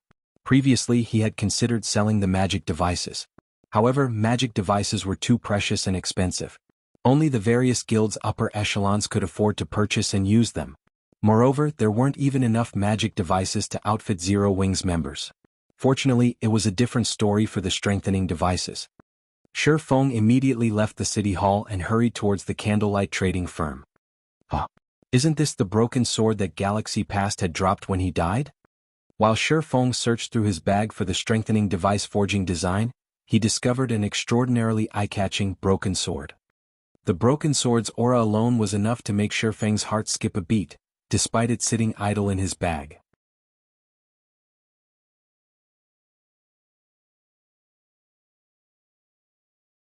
Chapter 760, Flawed Weapon 1000 Transformations. Inside Shifeng's bag, aside from the Bible of Darkness, the broken sword was the next most powerful item. Even the epic weapon Petrified Thorn could not compete with the broken sword's presence. Just what kind of weapon is this? Shifeng carefully retrieved the broken sword from his bag and clicked to check its statistics. Dilapidated broken sword. It's impossible to tell which era this ancient weapon originated from based on its appearance. However, the broken sword's blade radiates a frightening magic power, and its edge is still sharp enough to slice through space itself. Although the blade has already been broken, its engraved, divine runes are still intact. More secrets might be revealed under a Grandmaster Forger's examination. What a powerful weapon. I actually need to take it to a Grandmaster Forger if I want to know anything more. Shifeng's interest in the broken sword grew. A Master Forger was already a towering figure in God's domain. There were very few throughout Starmoon Kingdom. As for a Grandmaster Forger, they were treated with fear and respect, regardless of where they were from. There had been a countless Tier 4 and Tier 5 powerhouses who dreamed of hiring a Grandmaster Forger to craft them a custom weapon. In God's domain, who wouldn't want a weapon that had been made specifically for them? Although Master Forgers could produce epic weapons, their success rate was abysmally low. Even so, many powerhouses flocked to them. After all, a tailored epic weapon would allow them to exert more of their own strength. Hence, Master Forgers enjoyed a lofty position in society. Meanwhile, a Grandmaster Forger had a much greater chance of producing an epic item. They even had some chance of producing a legendary item. In terms of status, master forgers could not compete with them at all. I want to see just what this broken sword's true identity is. Saying so, Shifeng activated Omniscient Eyes to appraise the broken sword. After a full 30 seconds, Omniscient Eyes finally finished appraising the broken sword. 1,000 transformations. 65th of God's Domain's 108 flawed weapons. However, due to the sword's broken blade, it is now no more than scrap metal. Fortunately, the blade's divine runes remain nearly intact. The sword can be remolded and repaired using 100 mana stones. So, this is the rumored flawed weapon 1,000 transformations. In the past, Shifeng had only heard about this short sword. Throughout God's domain, there were a total of 36 famed swords and 108 flawed weapons. Famed smiths and craftsmen forgers had crafted every one, and they were all peerless weapons. Legendary figures had once used the 36 famed swords. The flawed weapons, on the other hand, were different. Although the legendary figures of the past had never wielded any of these weapons, they were something far beyond ordinary epic weapons. After all, the flawed weapons were the results of famed smiths and craftsmen forgers' failed attempts to forge legendary weapons. A weapon produced with the same materials as a legendary weapon was naturally not something ordinary epic weapons could compare to. Meanwhile, the 1,000 transformations had been made vastly famous by a player in Shifeng's previous life. In the past, a Tier 6 assassin god had wielded the 1,000 transformations and had claimed countless expert lives with the blade. Among those experts, even the era's apex experts had died to the blade. This was precisely the reason that Assassin had become one of God's domain's solo players that others feared and respected. Meanwhile, that assassin's name had been Feather. Although his ID was ordinary, nobody dared to show him disrespect. In the past, a few people with too much time on their hands had compiled a list of God's domain solo players that one should avoid provoking. Among them, the top 10 were known as the 10 great solo players. One of these 10 great solo players had been the cleric god Violet Cloud. However, Violet Cloud had merely ranked 8th on the list, whereas the assassin god Feather had ranked 3rd. Shifeng had never imagined that he would obtain Feather's weapon. Although 100 mana stones is a steep price, owning a flawed weapon will be a worthwhile trade. Shifeng inwardly smiled. Foremost, obtaining 1 mana stone was an extremely difficult endeavor. To Shifeng, however, there was no challenge to it at all. He only needed enough magic crystals to synthesize. Immediately, Shifeng contacted Melancholic Smile and Fire Dance. He had Melancholic Smile retrieve 10,000 magic crystals and instructed Fire Dance wait for him at the Candlelight Trading Firm. An hour later, Shifeng arrived. Both Fire Dance and Melancholic Smile had waited patiently in his special forging room. Guild leader, those are the 10,000 magic crystals you've asked for, Melancholic Smile said as she pointed towards the magic crystals carefully stacked on the table. If other guilds realized that Zero Wing could easily take out 10,000 magic crystals, they might bang their heads against a wall in frustration. Shifeng nodded. 10,000 magic crystals should be just enough to synthesize 100 mana stones. If converted to coins, 100 mana stones was worth far more than an epic weapon. However, anyone would be willing to trade 100 mana stones for a flawed weapon. Guild leader, why have you called me here? Fire Dance asked softly. Although she was thrilled that Shifeng had called for her, she was not a forger. She was only apt at fighting. She could not help the Candlelight Trading Firm. What do you think about this weapon? Shifeng retrieved the petrified thorn from his bag and handed it to Fire Dance. After receiving the weapon, Fire Dance checked its statistics and was stunned. An epic weapon. Fire Dance could not believe her eyes. The true fire blades were top tier, even among dark gold weapons. Compared to the petrified thorn, however, they were no different than trash. Yes, this weapon is for you. I hope you use it well, Shifeng said. He could not help but smile as he watched Fire Dance's excitement. However, this is only one of the 2 I've prepared for you. You'll have to wait a while for the second. Another one? Fire Dance was nearly dying with excitement after receiving an epic weapon. Yet now, Shifeng was actually going to give her a second one. Fire Dance had even wondered if she had misheard him.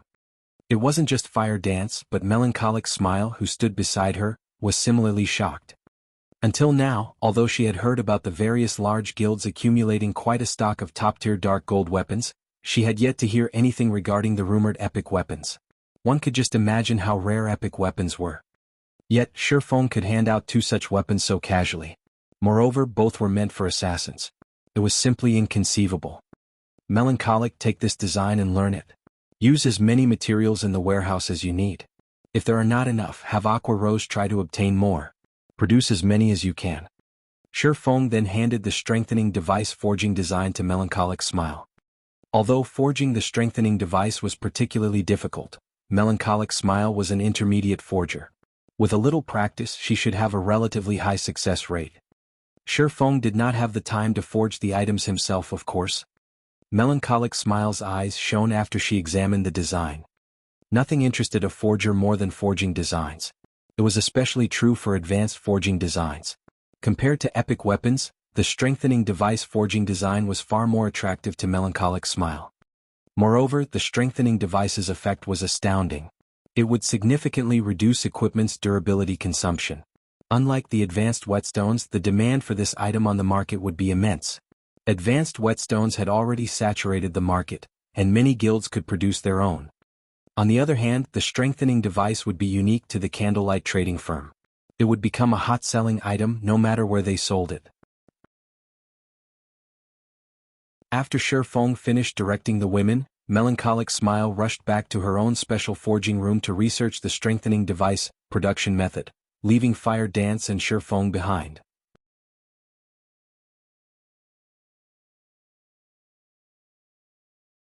Chapter 761, A Visit from Various Parties. In the spacious special forging room, Shifeng carefully took out the Philosopher's Stone and placed it on the stone table. He then began his alchemical synthesis. Hopefully 10,000 magic crystals will be enough. Shifeng still felt a slight sting. He saw the synthesis success rate of 50%. During the war in the Stoneclaw Mountains, the Mana Pulse cannon had needed to consume 1,000 magic crystals for each shot. Aqua Rose had fired the cannon over 30 times. Although it had been magnificently effective, over half of Zero Wing's magic crystal supply had been depleted during the war. Now the guild had barely 15,000 magic crystals remaining, and he was about to use another 10,000. Even to Zero Wing, this expenditure was considerable. While Shifeng synthesized mana stones, Fire Dance sat out of his way and watched quietly. When will I truly become an asset to guild leader? When Fire Dance recalled the danger she had faced during this war, frustration filled her heart. If not for Shifeng, the Flower of Seven Sins would have wiped out Zero Wing's main force. Despite having an advantage in attributes, she had been utterly helpless against that Seven Sins party leader. Although their guild had won, they were still far from being a match for God's domain's major powers. Stone Forest Town. After the war between the Star Alliance and Zero Wing, Stone Forest Town's atmosphere had transformed. Originally, the various large guilds had quietly eyed Stone Forest Town and waited for Zero Wing to suffer defeat. Once Zero Wing lost its prestige, the guild would lose members. After that exodus, they simply needed to gang up on Zero Wing to obtain Stone Forest Town. However, their plans had vanished into thin air when the Star Alliance had been defeated. Moreover, they had finally seen Zero Wing's true strength. The Star Alliance had suffered over 50,000 casualties. The various guilds shared a similar death count. In total, the Star Alliance and the various large guilds had lost over 100,000 elite players. In contrast, Zero Wing had only lost 4,128 members, while Ouroboros had only lost close to 30,000 members. Based on the death counts of either side, Zero Wing's power was apparent. Despite only dispatching an army of 10,000 elite players, Zero Wing had defeated an enemy several times its size. Meanwhile, Zero Wing had over 20,000 elite members in its midst. With such strength, what guild in Starmoon Kingdom would dare to challenge Zero Wing? The Star Alliance's fate served as the best example. After the Star Alliance had been defeated, several thousand members had withdrawn from the guild within an hour. Moreover, due to the disappearance of the upper echelons, despite the guild elders' attempts to stabilize the situation, over 30,000 players had left the Star Alliance. As time passed, this number would only increase. Making a rough estimate, the various large guilds guessed that the Star Alliance had lost at least 20 to 30% of its members from just this single war. It would be extremely difficult for the guild to recover from such a huge loss. Although Zero Wing and Ouroboros had both lost close to half their members in this war, they had recruited far more than those they had lost. Moreover, due to their overwhelming victory, both guilds managed to collect plenty of weapons and equipment, filling their guild warehouses. Not only had the guild's prestige grown after this war, but they had also increased their overall strengths. Many of the other guilds grew envious of this situation. As a result of this war, Ouroboros had also replaced the Star Alliance as Starmoon City's overlord, becoming the city's #1 guild. One was the #1 guild of Starmoon City, while the other was the #1 guild of White River City. With these guilds working together, who would dare attack Stone Forest Town? On the contrary, now that Zero Wing had already taken care of its main enemy, it shifted its concentration towards the other guilds that plotted against it. For a time, the various large guilds that had joined hands with the Star Alliance felt an impending doom. None of them knew what Zero Wing would do next. Even if Zero Wing joined hands with Ouroboros and laid claim over the Stoneclaw Mountains, none of the other guilds could do anything about it. The Stoneclaw Mountains had become an important source of magic crystals for the various guilds. If they were banished from Stone Forest Town, their harvest would be limited. They would stagnate. Hence, immediately after the war, various guild leaders and upper echelons hurried to Zero Wing's guild residence in hopes of negotiating with Shifeng. However, Shifeng did not have that much time to waste on these people. Hence, he had passed the responsibility to Aqua Rose. Currently, the guild leaders and upper echelons from the various Starmoon Kingdom guilds occupied Zero Wing's residential reception hall. Normally, these individuals were extremely secretive about their intentions, and arranging a meeting was rare. Yet now, all these powerful individuals sat obediently waiting for their turn. Next, Xiao Zhao, Aqua Rose's female assistant, shouted in the reception hall. Immediately, Unparalleled, the guild leader of the second-rate guild Heaven's Gate, stood and walked into Zero Wing's meeting room. Unparalleled was a level 34 ranger. He wore level 30 fine gold rank or above equipment. He was an expert who had reached the trial tower's 6th floor. In an ordinary NPC city, he would be considered one of the top experts. Unfortunately, in front of Aqua Rose, he was no one special. Heaven's Gate was a second-rate guild that occupied 2 cities within Starmoon Kingdom. Even here it was a relatively powerful guild. However, when Unparalleled entered the meeting room, he had no choice but to show Aqua Rose proper respect. Heaven's Gate was indeed the overlord of 2 cities. However, those cities' total player population had not yet reached 400,000. On the other hand, White River City's population closed in on 5 million. Moreover, the city housed numerous elite and expert players. Other cities could not compare to White River City. Guild leader Unparalleled, let's not waste each other's time. Here's the contract. If you have no issues with it, please sign here, Aqua Rose said as she took out a contract and handed it to Unparalleled. The contract was quite simple. If Heaven's Gate wished to remain in Stone Forest Town, the guild would have to hand over 15% of its total magic crystal income to Zero Wing. Otherwise, Heaven's Gate would be banished from Stone Forest Town. At the end of the day, Stone Forest Town was just a town, not a city.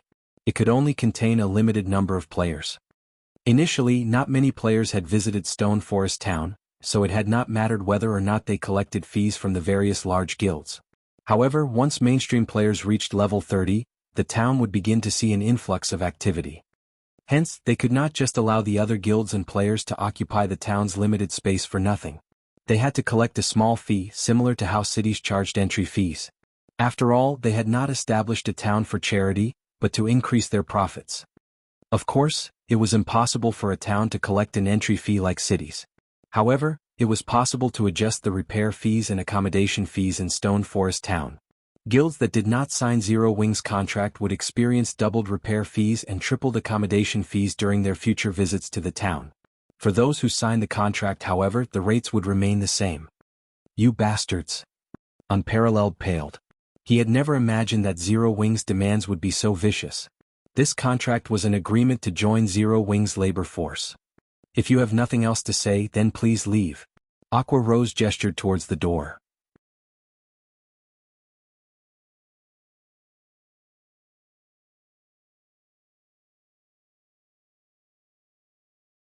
Chapter 762, Grandmaster Forger. Unparalleled never thought that Aqua Rose would not show any intention of persuading him at all. With no better choice, he could only sign the contract. Currently, over 100 guilds had come to Zero Wing's residence in Stone Forest Town, and over a dozen of them were second-rate guilds. Who knew which guild had signed Zero Wing's contract and which had not? It would be fine if nobody signed a contract with Zero Wing. However, if some did while others did not, those who did not sign it would definitely fall behind in their development at the Stoneclaw Mountains. After all, the rest stop known as Stone Forest Town was simply too beneficial for the purpose.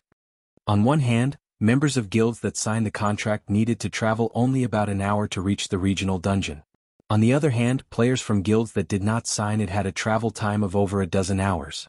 The former would have a tremendous advantage over the latter, whether it was in terms of revival point or equipment repair. If the situation persisted, what would become of the second-rate guilds that did not sign the contract? Magic crystal was now the most critical resource after coins.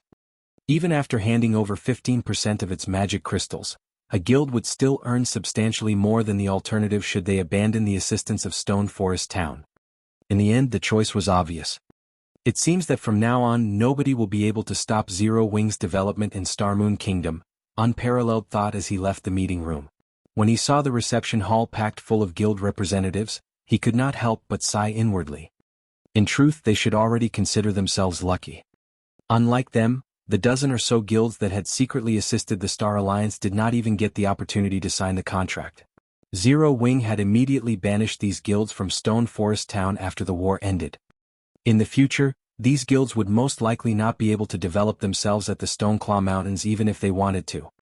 On the other hand, due to this contract, Zero Wing's income in magic crystals would increase by 2- or 3-fold at the very minimum. Originally, the guild's daily income of magic crystals was already plenty frightening, enough to supply the daily needs of every core member within the guild. This provision was a feat no other guild could achieve. If Zero Wing's magic crystal supply doubled or tripled, the guild's core members wouldn't be the only ones to receive magic crystals from the guild. The guild's elite members would be able to get a share too. At that time, even Zero Wing's elite members would improve rapidly. Inside one of the special forging rooms of the candlelight trading firm, Shifeng finished synthesizing 100 mana stones after 2 hours. The amount of magic crystals he had expended was somewhat lower than he had initially expected, only over 8,000 crystals. The mana stones placed on the table looked splendorous. Just their presence increased the mana density within the entire room significantly. Although the mana stones were merely the size of a fist, they contained a frightening amount of mana. If fully utilized, there was enough mana here to turn the entire Stone Forest Town into ash instantly. My job's finally done. Next up will be repairing 1,000 transformations. Shifeng carefully put away the 100 mana stones. He then looked towards Fire Dance and said, "Let's go. We're going to visit a smithy." Although Fire Dance had no idea why they were going to a smithy, she still followed after Shifeng immediately, leaving behind the serene and elegant special forging room. Shifeng first stored the Philosopher's Stone back in his warehouse. He then took an advanced horse carriage with Fire Dance and headed towards Ciliora's smithy. To ordinary players, even meeting a master forger was already a tough challenge. As for meeting a Grandmaster forger, that was practically a dream. However, no one less than a Grandmaster forger could repair a weapon like 1,000 transformations. Besides Ciliora, Shifeng had never heard of another Grandmaster forger in Starmoon Kingdom. If he had not been lucky enough to help Ciliora become a Grandmaster forger, Shifeng would most likely be having a massive headache at this moment over figuring out how to get 1,000 transformations repaired. Shifeng did not know that, when Galaxy Past had obtained 1,000 transformations, he had been extremely elated. He had even mobilized the entire Star Alliance to search for a Grandmaster forger. Unfortunately, even after scouring the length and breadth of Starmoon Kingdom, they could not find any trace of a Grandmaster forger within the kingdom. In the end, he had no choice but to give up on the endeavor. If Galaxy Past were to find out that Shifeng was able to locate one so casually, he would definitely have a heart attack. Not only had he failed to use the item that he had obtained after going through many difficulties, but he had also given his enemy an advantage. When Shifeng arrived before Ciliora's smithy, the large steel door of the little house was still shut tight. There was not a single player or NPC present in this place. After he gave the steel door a few knocks, a gap cracked open. "Oh, it's you," Ciliora mumbled. She then opened the door and said, "Come in." At this moment, Ciliora had a sleepy look on her face. She had on a tight, black leather shirt and short, black leather pants. Not only was her appearance extremely sexy, but she also looked like a lazy kitten that had not gotten enough sleep. To the ordinary male, her demeanor was pure temptation. Even Fire Dance was mesmerized by Celiora, her eyes fixed on the Grandmaster Forger's body. Fire Dance. Fire Dance. After entering the house, Shifeng discovered that Fire Dance still hadn't moved. And even after he called out to her twice, she remained dazed. Shifeng could not help but shake his head and laugh at this scene. Celiora was a rose in the forging world. A countless number of young males had tried courting her before, including the prince of an empire. One could see just how amazing Celiora was. However, Celiora's attractiveness lay not just in her appearance. There was also her temperament. Looks-wise, Celiora was only on par with Gentle Snow, whereas figure-wise she was on par with Zhao Yueru. Generally speaking, Celiora's appearance was not enough to seduce a great beauty like Fire Dance. Celiora had only managed to captivate Fire Dance due to her unique temperament. If Shifeng were still the young sapling that he had been back then, Celiora would have most likely sucked out his soul already. Unfortunately, Shifeng was no longer the same as before. His willpower had long since grown to surpass ordinary people's. He quickly flicked Fire Dance's forehead. Guild leader? Fire Dance covered her reddened forehead with her hands, confused about Shifeng's actions. The fact that Celiora mesmerized you shows that your training is deficient. After we return, we'll need to make sure you properly cultivate your willpower, Shifeng explained slowly. Fortunately, the one you encountered right now is Celiora. If you were to encounter Medusa, you would have most likely been petrified by now. Medusa was one of God's domain's 10 great beauties. She was also one of the legendary figures in God's domain. Even without using any skills, Medusa could make countless expert players surrender themselves to her, regardless of gender. Fire Dance nodded wordlessly. Inwardly, however, she was very curious as to why Celiora would suddenly enthrall her. Being mesmerized is not a problem. The great characters and powerful monsters in God's domain have already reached an extremely high level of mental strength. Even without doing anything, they can affect a player's mental state. This is your first time encountering a great character like Celiora, so your reaction is very normal, Shifeng explained. In truth, with Fire Dance's mental strength and willpower, Celiora should not have been able to mesmerize her so easily.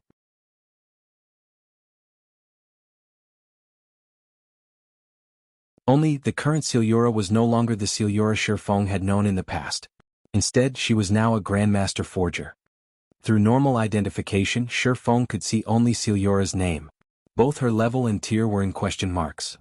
Even after utilizing omniscient eyes, the only additional information Shifeng managed to obtain was Celiora's level and class.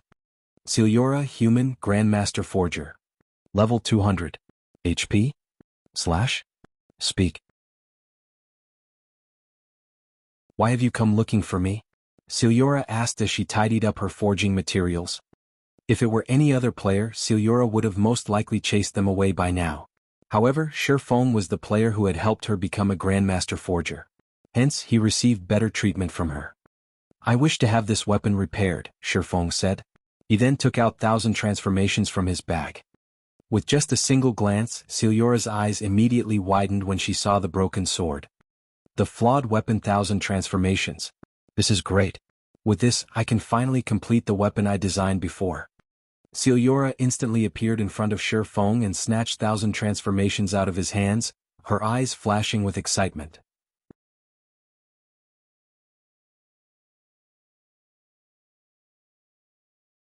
Chapter 763, Legendary Quality.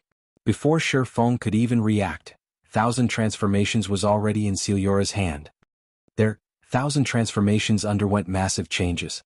The mana in their surroundings suddenly began surging towards the flawed weapon. In Celiora's hand, 1,000 transformations seemed as if it were alive. Is this the ability of a Grandmaster Forger? Shifeng was surprised. Shifeng had encountered other Grandmaster Forgers in the past. However, these Grandmasters would never display their abilities before commoners like himself. Hence, this was his first time witnessing a Grandmaster Forger's ability on display. A forger made weapons and equipment. Their understanding of weapons and equipment was most likely much greater than that of the users themselves. Despite this clearly being Celiora's first time wielding 1,000 transformations, Shifeng could sense that her compatibility rate with the flawed weapon was at an extremely frightening level. If the Abyssal Blade could display 80% of its true power while in Shifeng's hand, then 1,000 transformations could display 120% of its true power while in Celiora's. This scene fascinated Fire Dance too. Thousand Transformations was a short sword. Even though Celiora was clearly not an assassin, Thousand Transformations seemed more like a living being rather than an inanimate object as she wielded it. When Celiora gave Thousand Transformations a few casual swings, the flawed weapon sent ripples through space. Despite having already lost most of its power, Thousand Transformations still managed to tear through the space within the house, leaving behind numerous pitch-black spatial rifts. Even with Killing Ray, Shifeng's swings could never achieve such a standard. In the next moment, Fire Dance suddenly unsheathed the true fire blades that hung at her waist, brandishing them. As she swung the weapons, her body movements contained not a single bit of excess motion. The speed of the true fire blades suddenly increased sharply, Fire Dance's attack speed accelerating significantly. Moreover, her attacks were no longer as rigid as before. They now seemed much more relaxed. What? Shifeng was thunderstruck. Fire Dance had only watched Celiora do a few swings, yet she actually managed to break through the final barrier and officially set foot into the realm of top-tier experts. Her power of comprehension was simply too frightening. So this is the refinement realm. No wonder I never could win against guild leader. There was actually such a large gap between us. Fire Dance was still reliving the pleasure she felt just now as she looked at the true fire blades in her hands. Shifeng sighed with emotion at seeing Fire Dance officially enter the realms of refinement. He had spent many years before managing to set foot into the refinement realm. On the other hand, Fire Dance had succeeded in less than 2 months after coming into contact with God's domain. Her talent was simply extraordinary. Although some luck was involved in her achievement, luck was also a part of a person's strength. If it were anybody else, they probably couldn't set foot into this realm within such a short time. Now, Zero Wing finally had its second refinement expert. This would have an immense impact on Zero Wing's combat power. As soon as Fire Dance reached level 40, she would be able to equip both the Petrified Thorn and Thousand Transformations. At that time, even if Shifeng was not around, Zero Wing would still be in existence that everyone would fear in Starmoon Kingdom. It would be great if Violet Cloud can set foot into the realms of refinement as well. Shifeng was not particularly sure how far Fire Dance could reach in the future. With Violet Cloud, however, Shifeng knew very clearly just how great a potential she had. Tier 6 God-ranked players were peak existences in God's domain.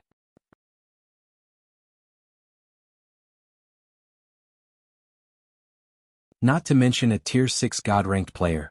If a first-rate guild managed to produce even one Tier 5 player, the guild would celebrate and hold feasts for days. In the past, after a decade of development in God's domain, the gap between first-rate guilds became extremely massive. Take Ouroboros for example. Even after 10 years had passed, the guild had not boasted a single Tier 6 God-ranked member, though there were quite a few Tier 5 players in the guild.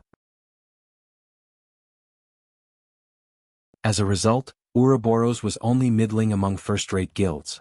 However, a first-rate guild that had a Tier 6 God-ranked member would be considered top-tier among first-rate guilds, even if the entire guild had only one Tier 6 God-ranked player and no Tier 5 experts. Meanwhile, due to Aqua Rose and her mage god friend, Unyielding Ice, Twilight Echo, which had similarly been a first-rate guild, succeeded in developing into a super first-rate guild back then, only a short distance away from becoming a super guild. This potential was the amazing part about Tier 6 God-ranked experts. As long as Violet Cloud and Aqua Rose continued striving, it was only a matter of time before the both of them set foot into the realms of refinement. After Celiora finished toying around with Thousand Transformations, she turned to Shifeng and asked, "Are you trying to get this short sword repaired?" "MHM. I've already prepared the materials needed to repair it." Saying so, Shifeng took out the 100 mana stones from his bag. "As your friend, I don't recommend you repair this sword," Celiora said seriously. "Although I am not sure what managed to destroy a flawed weapon like this, and although the divine runes engraved on Thousand Transformations are still mostly intact, this sword is already dead. Even if you repair it, the weapon won't be able to display its original strength. After all, flawed weapons are essentially failed products. I still wish to have it repaired. A damaged flawed weapon is still not bad." Shifeng naturally knew about the problem plaguing Thousand Transformations. This problem was the reason why Feather had switched out Thousand Transformations for a better weapon back then. However, Thousand Transformations was not an ordinary epic weapon. Even if it could not recover its peak state, it would still be significantly stronger than an ordinary epic weapon. "I'm not finished speaking. If you were to bring this thing to anybody else, they would repair 1,000 transformations and leave you with a barely usable weapon at most. However, after researching the broken steel set equipment forging design you left with me last time, I received plenty of inspiration and produced several weapons, gaining tremendous experience. The famed smith that made 1,000 transformations originally intended it to be a legendary weapon. However, due to some error in the forging process, the final result was unsatisfactory. Even so, the raw materials used to make 1,000 transformations were extremely precious legendary rank materials. As long as I recast it, it might end up becoming a true legendary weapon, Siliora said proudly. Recast into a legendary weapon? Shifeng was stunned. He never imagined that Siliora actually possessed such remarkable capabilities. Legendary weapons were weapons that only famed smiths and craftsman forgers could produce. The probability of a Grandmaster forger producing one was abysmally low. After playing God's Domain for over a decade, Shifeng had never once heard of a Grandmaster forger successfully producing a legendary weapon. That's right. Of course there are some risks as well. If the recasting fails, the weapon will naturally end up scrapped, Siliora said sternly. What is the success rate? Shifeng asked. Roughly 20%. How about it? Pretty high, right? An epic weapon has a 20% chance to become a legendary weapon. This is a trade that you'll never be able to find anywhere else, Siliora said as she puffed her chest out proudly. I'll stick with repairing it, Shifeng said definitively. What a joke. Only a 20% chance of success meant an 80% chance of failure. If it were 3 or 5 years later, not to mention 20%, even if there was only a 5% chance he would willingly take the gamble. Now however he could not afford to do so. Currently, the value of an epic weapon was in no way inferior to a legendary weapon. How could he possibly let Siliora turn one into scrap metal?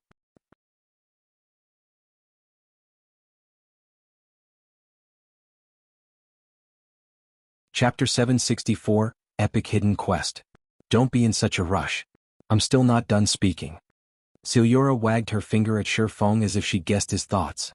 Laughing softly, she added, although there is only a 20% chance for it to become a legendary weapon, that doesn't mean that the other 80% will be a failure. What do you mean? Shifeng asked uncertainly. Fire Dance didn't understand Siliora's words either. I've already said that the materials used to produce 1,000 transformations are very high quality, but because of some small defects, it did not become a legendary weapon. If I recast it, then there is a 20% chance it will evolve into a legendary weapon, as well as a 50% chance it will become a fragmented legendary weapon but never an actual legendary weapon. As for the remaining 30%, the recasting will end up a complete failure, and 1,000 transformations will turn into scrap metal, Siliora explained slowly. Now you should understand what I'm trying to say, right? Are you sure you are fine with just repairing it? Shifeng and Fire Dance were both stunned for a long time. Really? Shifeng sought further confirmation, thinking that he had heard wrong earlier. Not to mention upgrading 1,000 transformations into a legendary weapon, just turning it into a fragmented legendary weapon was already an unbelievable notion. Currently, the various large guilds and major powers in God's domain were frantically searching for traces of epic weapons. Who knew whether they could even obtain one? Fragmented legendary items were practically godly weapons to players right now. It was just like the heavenly dragon's breath he had obtained, which could raise his personal combat power by a large margin. However, the heavenly dragon's breath was only a ring. If it were a weapon, the improvement it could bring him would be dreadfully high. Legendary items could give players the ability to challenge opponents of a higher tier. Tier 1 could go up against Tier 2 against Tier 3, and Tier 3 against Tier 4. Meanwhile, a fragmented legendary item might not allow players to challenge opponents one tier higher than themselves, but it would still increase a player's strength by a large margin. Although Fire Dance was already in the refinement realm and she possessed combat power at the peak of Tier 1, she was still no match for a Lord-ranked monster of the same level at the moment. The purpose of combat techniques was to give players the ability to exert their own combat power. Take an ordinary player for example. Even if said ordinary player were fully geared in top-tier equipment and their system combat power value was at 1,000 points, so long as their combat techniques only allowed them to exert 20% of their combat power, then their actual combat power value was only 200 points. On the other hand, expert players could bring out more of their combat power in battle. An expert player who could exert 50% of their combat power in battle would have 300 points in actual combat power value when wearing shabby equipment and having a system combat power value of only 600 points. However, a person's combat power was only half of what determined a battle's outcome. The other half was external environmental factors. Ordinary players failed to exploit their surroundings. Expert players, on the other hand, were adept at using the environment to their advantage. This knack was another major difference between ordinary players and expert players. Should an ordinary player and an expert player of the same level fight against each other, the outcome of the battle was self-evident. Even if the expert player had poorer equipment, the victory would still belong to the expert player. Fire Dance's normal combat power was only at the peak of Tier 1.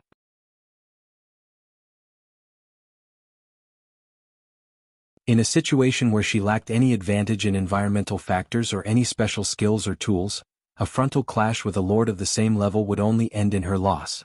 After all, Fire Dance's limit was the peak of Tier 1. Even if she could exert 100% of her combat power, defeating a lord-ranked monster, which was equivalent to a Tier 2 class, would be impossible for her.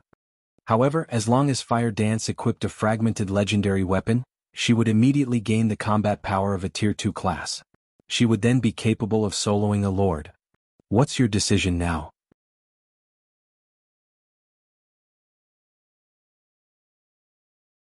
Siliora asked with a smile on her face. Since there's a 50% chance for it to become a fragmented legendary weapon, let's recast it, then. After giving it some thought, Shi Feng still decided to gamble. Not only was there a 50% chance to upgrade 1,000 transformations into a fragmented legendary weapon, but there was even a 20% possibility for the Flawed weapon to become a true legendary weapon. Moreover, although epic weapons were currently extremely precious and could improve a player's combat power considerably, an epic weapon would not provide Fire Dance with the combat power she needed to go up against a lord, even if she wielded 2 epic weapons. Without the Heavenly Dragon's Breath, Shi Feng's combat power would directly decrease by at least 40%. In such a case, he would not last even a single exchange with Sky of the Flower of Seven Sins. Such was the strength of fragmented legendary items. If Fire Dance could obtain one herself, rather than improvement, her strength would undergo a metamorphosis. If 1,000 transformations became a legendary item, once Fire Dance equipped it, her strength would most likely surpass even Shi Feng's. Since you've already decided, then go prepare the materials. Siliora nodded. Sure enough, the game won't give away a fragmented legendary weapon so easily. Shi Feng smiled bitterly. God's domain was particular about fairness. Gains and losses came in equal proportion. No matter how Shi Feng thought about it, it was simply impossible for him to turn the broken sword he had casually picked up into a fragmented legendary weapon for no cost whatsoever. The mana stones should be sufficient already. However, it is extremely difficult to melt down legendary rank materials. Although I have some of the materials I need here at my place, after conducting my previous few experiments, I've already used up all of my Inferno gold.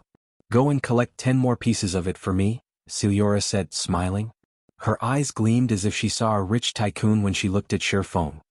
System: Epic Hidden Quest Recast 1,000 Transformations Accepted. Quest Content: Collect 10 pieces of Inferno gold. Quest Reward: Siliora will recast the Flawed weapon 1,000 transformations for you. 10 pieces of Inferno gold? Does it have to be this vicious? Shi Feng felt his stomach aching when he heard the system notification. Guild Leader, I've just checked, but there's no mention of Inferno gold on either the official forums or our guild's database. Where are we supposed to find this thing? Wanting to share some of Shi Feng's burden, Fire Dance had searched through Zero Wing's database for Inferno gold. However, she came away empty-handed. God's domain had an extremely enormous amount of information for players to process. However, aside from basic information, the official game developers did not provide players with anything else. Players had to depend on themselves to search for the information they wanted through the libraries, ruins, and other such places. For convenience, the various large guilds had tasked individuals to collect information in the game after entering God's domain and compile it into a single database. The upper echelons of guilds could then search this database for the information they wanted. After Shi Feng established Zero Wing, the guild naturally had tasked certain members with collecting all sorts of information and integrating it into the guild database. This was also the reason why players always crowded the entrance of libraries. Most of these players were not suited to battle but were suited to information gathering. They would also often visit the libraries of various cities to collect information, because the information stored in libraries were not uniform, with some libraries having information that other libraries did not. Only Zero Wings members could access its database.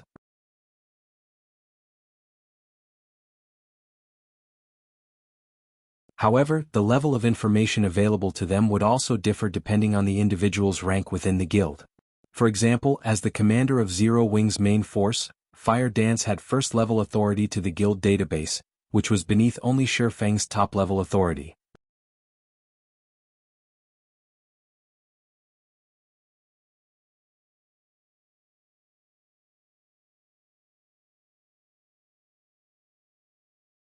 Chapter 765, Grinding Field Bosses. Shifeng simply chuckled in response to Fire Dance's worries. Inferno Gold was beyond current players. Only Master Forgers or better could use Inferno Gold. It was used specifically to melt materials, particularly extremely rare materials such as those of epic or legendary rank. A single ingot was worth as much as an epic item as it was a necessary component in crafting epic and legendary items. In his previous life, Shifeng had often led teams to farm Inferno Gold. However, Inferno Gold was hard to find, and they had never managed to collect much at all. Only field bosses has a chance to drop the ingots. Moreover, the bosses had to be level 50 Great Lords or above. Level 50 field Great Lords were extremely rare in God's domain. These monsters were walking treasure troves, so guilds with sufficient strength would dispatch their forces to kill these Great Lords upon encountering or receiving information on one. Meanwhile, Field Great Lord's Inferno Gold drop rate was not particularly high, averaging around 3%. Because Master Forgers needed the ingots to produce epic weapons, Inferno Gold's market price had only increased as time passed in the past. Scanning through Zero Wings' current database, it was natural that Fire Dance had not discovered anything regarding the valuable metal. She would find less than nothing if she scanned the internet. I need to find time to update the guild's database. Fire Dance's question had reminded Shifeng. In God's domain, players who joined guilds would have access to three main benefits: expert nurturing, the guild warehouse, and the guild's database. These benefits were also the three main criteria most independent players based their decisions on when choosing a guild. Needless to say, any guild that wished to grow stronger needed its own experts. However, it was extremely difficult to develop experts. Ordinary guilds would not have the necessary means. Only first-rate guilds and above had the appropriate environment. After all, the task that required a lot of manpower and resources. It was as costly as the upkeep of an entire first-rate guild. Second-rate guilds' backgrounds weren't strong enough. Although second-rate guilds received financial support from corporations as well, they received far less funding than first-rate guilds. Maintaining normal operations already taxed their budgets. Second-rate guilds never had enough time or money to nurture experts. This was also the reason why there was such a massive gap between first-rate and second-rate guilds. Meanwhile, a guild's warehouse allowed members easy access to the equipment and items they needed. Unlike independent players, guild players did not need to purchase items from auction houses or trading firms. Usually, a guild warehouse also offered a wider array of items. A guild's database was even more valuable to players. Generally, players needed to look for clues regarding the whereabouts of quest-related items themselves, which required a lot of time. Fortunately, guilds usually had players who specialized in collecting such information. Guild members could easily obtain the information they needed by accessing the guild's database, saving precious time. This was one of the reasons that guild players leveled up much faster than independent players. Veteran guilds in the virtual gaming world would strike at these three factors when entering a new game. Hence, many players preferred joining well-known, long-standing guilds. However, there were differences between each guild's information. Moreover, collecting and registering information was not easy as it had to be transcribed in the guild's database by hand. Meanwhile, every library in God's domain contained an overwhelming amount of information. Transcribing it all into the guild's database was a vast project that needed a lot of manpower.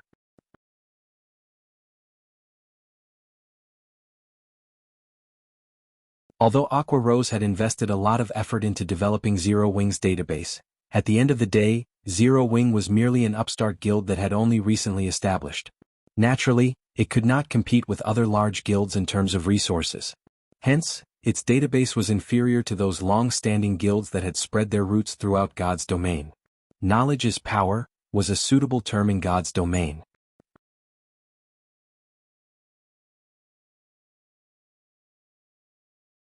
If Zero Wing's current database had even half of the information Shadow had 10 years ago, Zero Wing's strength would soar.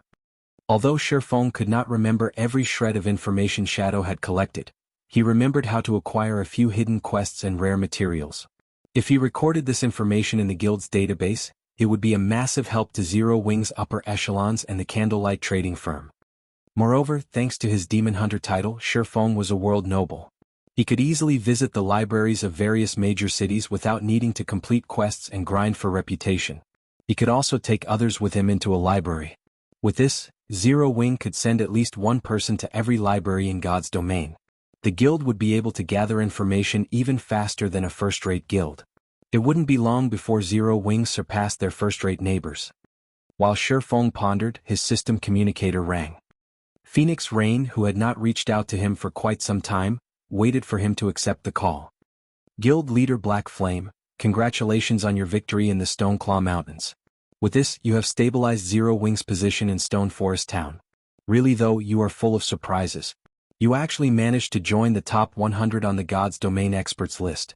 I doubt that there is any major power in God's domain that hasn't heard of you now, Phoenix Rain said, chuckling. May I know what business you have with me? Shifeng did not think that Phoenix Rain had called him just to congratulate him. It's nothing urgent. Your first opponent for the Dark Arena has been decided, so I've called to notify you. Phoenix Rain revealed a charming smile that could melt one's heart. The fight will be in 3 days. The venue is in the Fire Dragon Empire's imperial capital. Don't be late. I'm eager to earn some money off of you. Who's our opponent? Shifeng asked. I nearly forgot. It's a battle team called Glorious Lions. Everlasting War is their leader. This battle team has already won twice in a row, so it is very strong. I'll send you the information we have on them in a moment, Phoenix Rain said before disconnecting the call. Everlasting War is my opponent? Shifeng could not help his smile when he heard this name. He had originally planned to join the Glorious Lions battle team. He had never imagined that they would be his opponents. Immediately he turned to Fire Dance. Fire, contact the main force members and have them gather in Starmoon City. Tell them to bring all of the barrier crystals and 9-star polar domain magic scrolls we have left. We're going to grind bosses. Currently, the various large guilds were either busy in the Stoneclaw Mountains or team dungeons, so they were not particularly focused on hunting field bosses, not to mention level 50 field great lords. Guilds typically avoided such bosses like the plague. With the strength of Zero Wing's main force, killing a level 50 field great lord was practically a dream. Fortunately, they had the 9-star polar domain magic array.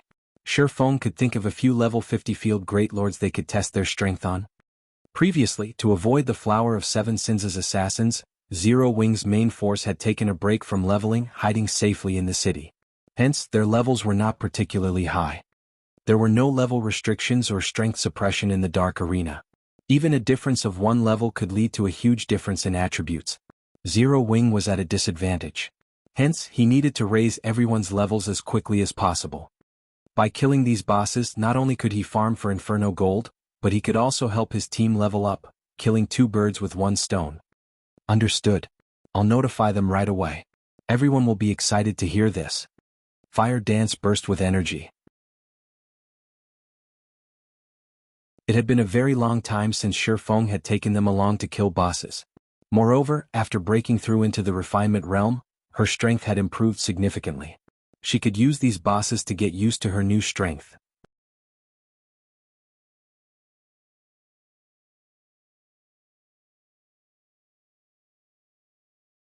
Chapter 766, Asura Battle Team. Beast Empire, Beast City. As the imperial capital of an empire, Beast City was far more prosperous than Starmoon City. Moreover, its territory was vast. It ranked near the top, even among the many empires on the continent of God's domain. Beast City's player population alone exceeded 10 million. The city had even more elite and expert players than White River City and Starmoon City combined. Although there were 5 first-rate guilds in Beast City, the imperial capital's true ruler was the Super Guild Battle Wolves. All 5 of these first-rate guilds submitted to Battle Wolves' rules. They were only allowed to develop in Beast City after signing an agreement with the Super Guild. Otherwise, the massive guild would have chased them out of the city long ago. Inside Battle Wolves' guild residence. Leader, our opponent for the next match has been decided. Here is a list of their names and the information we have gathered. The vice leader of the Glorious Lions battle team, Journey Leave, reported as he approached Everlasting War. The report Journey Leave held was very thin as the folder only contained a single sheet of paper. Many of the battle team's members in the meeting room were confused. Vice leader, you couldn't have brought the wrong report, right? Why is there only one sheet of paper? Don't we usually have a stack for each team? The other members asked curiously. Journey Leave's report regarding the previous 2 battle teams they had faced had taken them nearly 3 days to analyze, yet their vice leader held only a single sheet this time. No matter how they looked at it, that did not seem like their usual reports. This isn't a mistake. The battle team we're facing this time has only recently joined the Dark Arena. This will be their debut match, Journey Leave confirmed. When he had received the report, he too had his doubts. However, the intelligence department had confirmed that there was nothing wrong with the report, stating that their opponent was a new battle team. Aside from the battle team's leader, there was no information on any of the team's members. A new battle team? Everlasting War's curiosity grew. He had not expected a new battle team to boldly challenge the Glorious Lions. It seems that the battle team's employer is confident of their team. In any case, we should be careful. Journey, give us a general introduction. Journey Leave nodded. He then opened the report on the meeting table and displayed it before his team members. This battle team is a new one, so, aside from some basic data on the registered team leader, we haven't uncovered any information. As of now, the other members have not been registered yet and we have nothing on them. The battle team is called Asura, and it's led by Yi Feng. I researched this team leader myself. When God's Domain launched, he was relatively famous. He had once defeated a large guild by himself, so he is very powerful. However, it has been a very long time since anyone has seen him. Even when I went to the secret pavilion to research him, I left empty-handed. He is a complete mystery. As for his exact strength right now, that is also unknown. Journey Leave then played Shifeng's battle video for everyone to watch. However, this battle video had been recorded before everyone had reached the cities. In the video, Yi Feng killed dozens of players by himself while inside the town. Although Phoenix Rain had given Shifeng full authority over the battle team, he had no intention of participating in the Dark Arena as Black Flame. Black Flame was a guild leader. Having a guild leader of a large guild participate in a brawl would only make him a laughingstock. Hence, Shifeng intended to use his true identity in the Dark Arena. What kind of report is this? Is this a joke? Doesn't this mean that, aside from the battle team and the team leader's name, we know absolutely nothing? What is our intelligence department doing? How old is this battle video? Yi Feng hadn't even reached level 10 yet. Mainstream players are already reaching level 30. Don't we have anything current on him? The battle team's members demanded answers, one after another. There was a massive gap between level 10 and level 30. The battle video could not be used as any kind of reference. Journey Leave shook his head helplessly. He had also investigated Yi Feng. However, there was nothing to find. It was as if all traces of Yi Feng had vanished from God's domain. While everyone complained, Everlasting War sat back in a daze. Why is he the Asura battle team's team leader? Everlasting War had tried to invite Shifeng multiple times, hoping to recruit him as the Glorious Lions vice leader. Unfortunately, Hua Qiushui, the representative of the corporation backing the battle team, was adamant in modifying the contract and restricting the battle team's freedom. The result was Shifeng's rejection. Everlasting War had felt Shifeng's strength personally. Although he had never exchanged moves with the young swordsman, he knew that Shifeng was a refinement realm expert. Shifeng could even emit an intense pressure. Experts in the refinement realm were extremely rare in God's domain. Most of these experts were relatively old. They weren't usually interested in such competitions. Thus, refinement realm experts were relatively rare even in the Dark Arena. Leader, do you know him? The other team members asked curiously. Yes. Originally, Yi Feng was supposed to participate in the last audition. However, due to complications he did not take part. I had never imagined that he would lead the Asura battle team. Now we have to face him, Everlasting War said disappointedly. His strength is the real deal. Although he is keeping a low profile, I suspect that he's a refinement realm expert. As for his weapons and equipment, it's been a long time since I've seen him. Even I am not sure how strong he has become. At this moment, Hua Qiushui, who sat at the head of the table, wore a twisted expression. Although she had forgotten about a minor character like Shi Feng, Everlasting War had reminded her. The minor character that she had forgotten had become a leader of a battle team. Furthermore, his battle team was going to face her own. If the Asura battle team won against the Glorious Lions, the other major corporations would take advantage of her humiliation. Seeing Hua Qiushui's reaction, everyone quickly realized the severity of the situation. Back when the Glorious Lions had held its auditions, Hua Qiushui had decided to change the battle team's requirements, restricting the team members' freedom. In reality, however, they had not lost much. Take Everlasting War for example. His restrictions were minimal.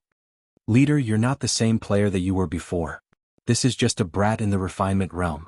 After all of your special training, this will be child's play. A team member joked. However, this joke was also true. The Super Guild Battle Wolves supported their battle team. Since they had begun participating in the Dark Arena, they had gained access to various resources. They didn't need to worry about top-tier weapons and equipment at all. They had even less worry about obtaining skills. As for leveling up, they had a group of players who helped them gain levels rapidly. It was heaven. They only needed to improve on their combat techniques, thinking of ways to exert more of their strength. They could also spar and receive guidance from the Super Guild's older generation. In the real world, they also received guidance from martial arts masters on a daily basis. Ever since joining the Glorious Lions battle team, their strengths had improved by leaps and bounds. After 2 matches, the Glorious Lions battle team had earned quite a bit of fame in the Dark Arena. It would be a piece of cake to deal with a new battle team. Everlasting, for the upcoming competition, I only have one demand. You must annihilate the Asura battle team.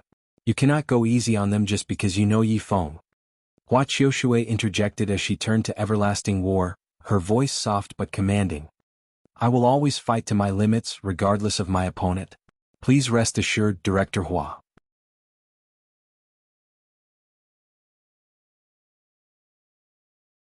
Everlasting War could guess what was going through Hua Qiushui's mind. However, he wouldn't go easy on an opponent just because they were acquainted. The Dark Arena was his battlefield. On a battlefield, he would not show any enemy mercy. Hearing Everlasting War's assurance, Hua Qiushui nodded in satisfaction. Campbell Volcano. After Shi Feng finished dealing with his matters, he led Zero Wing's main force to Campbell Volcano in search of level 50 Great Lords. Guild leader, I found the boss.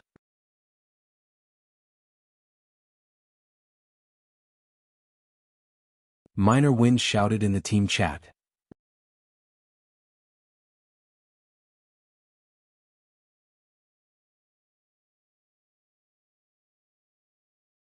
Chapter 767, Godly Skill for Grinding Monsters.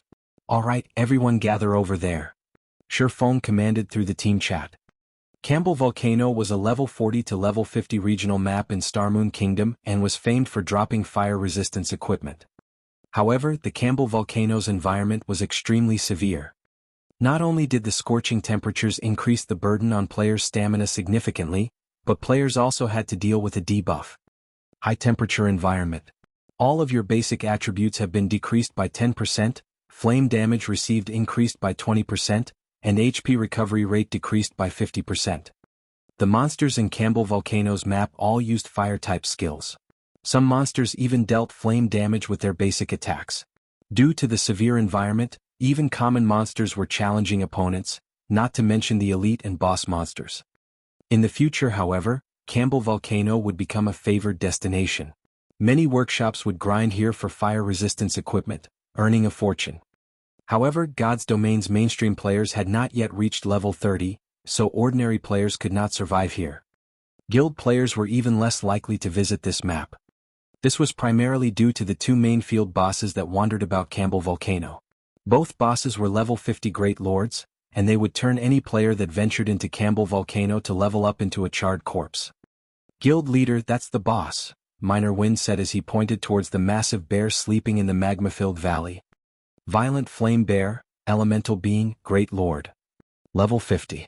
HP 63, 000, 000/63, 000, 000. Its HP is insane. Blackie gulped. This was the first time he had seen a boss with such a high HP. How long would they have to spend to grind this boss down? The Violent Flame Bear was a level 50 Great Lord. Depending on the boss's defense, after including the damage reduction due to the level suppression, their damage output would drop by at least 50%. Its HP isn't the only challenge. Don't forget about its environment. Look, we are surrounded by magma. If we accidentally touch the magma, the entire team will be in danger. Fire Dance quickly noticed that there were too few footholds for them to stand on. There was no way their MTs could dodge the Flame Bear's attacks properly. A level 50 Great Lord's attack power would definitely be astonishing, if their MTs did not have enough space to avoid attacks. With Fire Dance's reminder, the team realized the crux of the problem. The Great Lord was already absurdly strong. If it could use skills that utilized the surrounding magma, they would not be surprised if they team-wiped. Without extremely high fire resistance, the magma would reduce them to ashes in less than 3 seconds. Fear ripped through the team as they were suddenly paralyzed. Kola Yi Wumien stand where the magma intersects. Everyone else, wait along the sides of the valley's entrance. Allure the boss. Shifeng could not help but laugh at his team's response. If they threw themselves into battle, they would never defeat a level 50 Great Lord. It was especially true for the violent Flame Bear.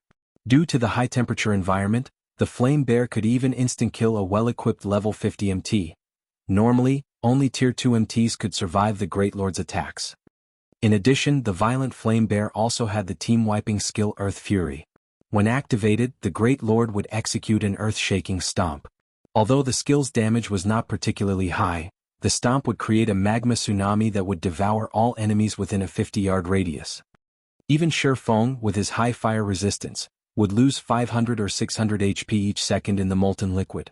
He'd be surprised if his teammates didn't lose 5,000 HP per second.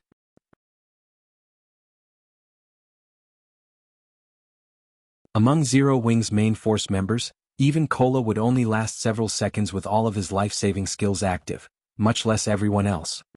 In the past, to deal with the violent Flame Bear, the various large guilds had lost hundreds of 100-man teams. These teams had consisted of level 50 and above elite players. They had been much stronger than Zero Wing's main force. Naturally, since Shifeng had chosen to raid this boss, he had a strategy to deal with it. Shifeng retrieved the Bible of Darkness and Magic Amplification Scroll. He then summoned a demon. A Tier 3 demon was the equivalent of a Great Lord. Although the Tier 3 demon Shifeng summoned would suffer the debuff and wouldn't have any environmental advantages, it could still act as a meat shield. A level 53 Tomahawk demon with 11 million HP appeared before them, stupefying Zero Wing's main force. None of them had thought that Shifeng could still summon a Tier 3 demon. A single Tier 3 demon was far more useful than 4 or 5 level 50 100-man teams.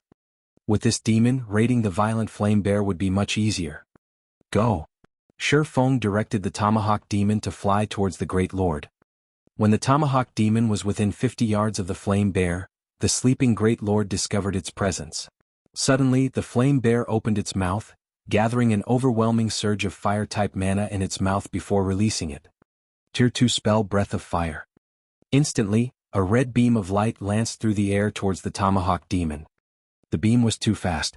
Shifeng already struggled to control the demon.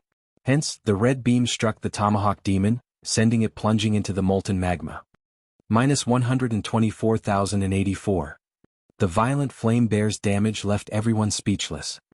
With one move, the Flame Bear had managed to obliterate so much of the demon's HP, regardless of the fact that it had as much defense as a Great Lord of the same level. If a player had received that attack, they would die instantly. Isn't it going to instant kill us if we rush at it? Kola unconsciously gulped when he saw the demon plunge into the fiery liquid. He doubted whether he could even stop the violent Flame Bear from moving past him. However, while everyone was still in a daze, Shifeng controlled the Tomahawk demon to brandish its axe. The 5-meter-tall battle axe transformed into a stream of light and slammed into the Great Lord's body. Tier 2 skill, Axe of Destruction. Minus 84,509. Despite using a Tier 2 skill, the Tomahawk demon's attack was weaker than the violent Flame Bear's. However, Shifeng did not mind. After all, with him directing the Tomahawk demon, he exerted less than 50% of the skill's effect. He was satisfied with dealing over minus 80,000 damage. Jiao. The attack had clearly inflicted pain as bloodthirst flashed in the Flame Bear's ruby eyes. Immediately, it launched itself from the magma and charged towards the Tomahawk demon. Good. It took the bait. Feng then had the Tomahawk Demon rush towards the valley's entrance. Kola Yiwumian, get ready. When the flame bear gathers mana in its mouth, use Mach to attract its aggro and direct the bear's attack towards the intersection where you're standing. Do not let it attack elsewhere. The violent flame bear's general attacks were limited to Flame Claws and Breath of Fire. Flame Claws was not an AoE attack, so the Tomahawk Demon could deal with it easily. Breath of Fire, on the other hand, was a straight-line AoE spell. The spell contained frighteningly destructive power, and any mishap could destroy the valley's entrance. This would put the other players in danger. The Tomahawk Demon did not possess any aggro-holding skills, so it could not control the direction of the Flame Bear's attack. They needed someone else to do the job. If Kola failed to attract the Great Lord's aggro, Yiwumian could back him up. As long as the valley's entrance remained intact, the high terrain could prevent everyone from drowning in magma when the violent Flame Bear activated Earth Fury. With their HP 0 wings, main force members could easily handle Earth Fury's base damage. I understand. Kola nodded heavily. Very quickly, Feng lured the violent flame bear to the valley's entrance. He then directed the Tomahawk Demon to pin the Great Lord down. With the Tomahawk Demon's high attack power, no one could steal the Great Lord's aggro. Time flew by. Throughout the battle, Zero Wing's main force toyed with the violent flame bear. Whenever it opened its mouth to use its breath attack, Kola provoked it. After the breath attack, the Tomahawk Demon would use a Tier 2 skill to redirect the Great Lord's aggro. As for everyone else, they bombarded the Great Lord with attacks without a care in the world. After all, regardless of their damage, they could not outdamage the Tomahawk Demon. When the violent flame bear eventually executed Earth Fury, although its attack had caused the earth to tremble, and the team members had taken plenty of damage, they still had over half of their HP after the attack. As for the resulting magma wave, it stopped growing after it engulfed the mountain's lower half. It didn't come near Zero Wing's main force. After a dozen or so minutes, Feng activated Divine Providence and dealt the final blow. The violent flame bear released an agonized scream as it fell to the ground. A treasure trove appeared around its body.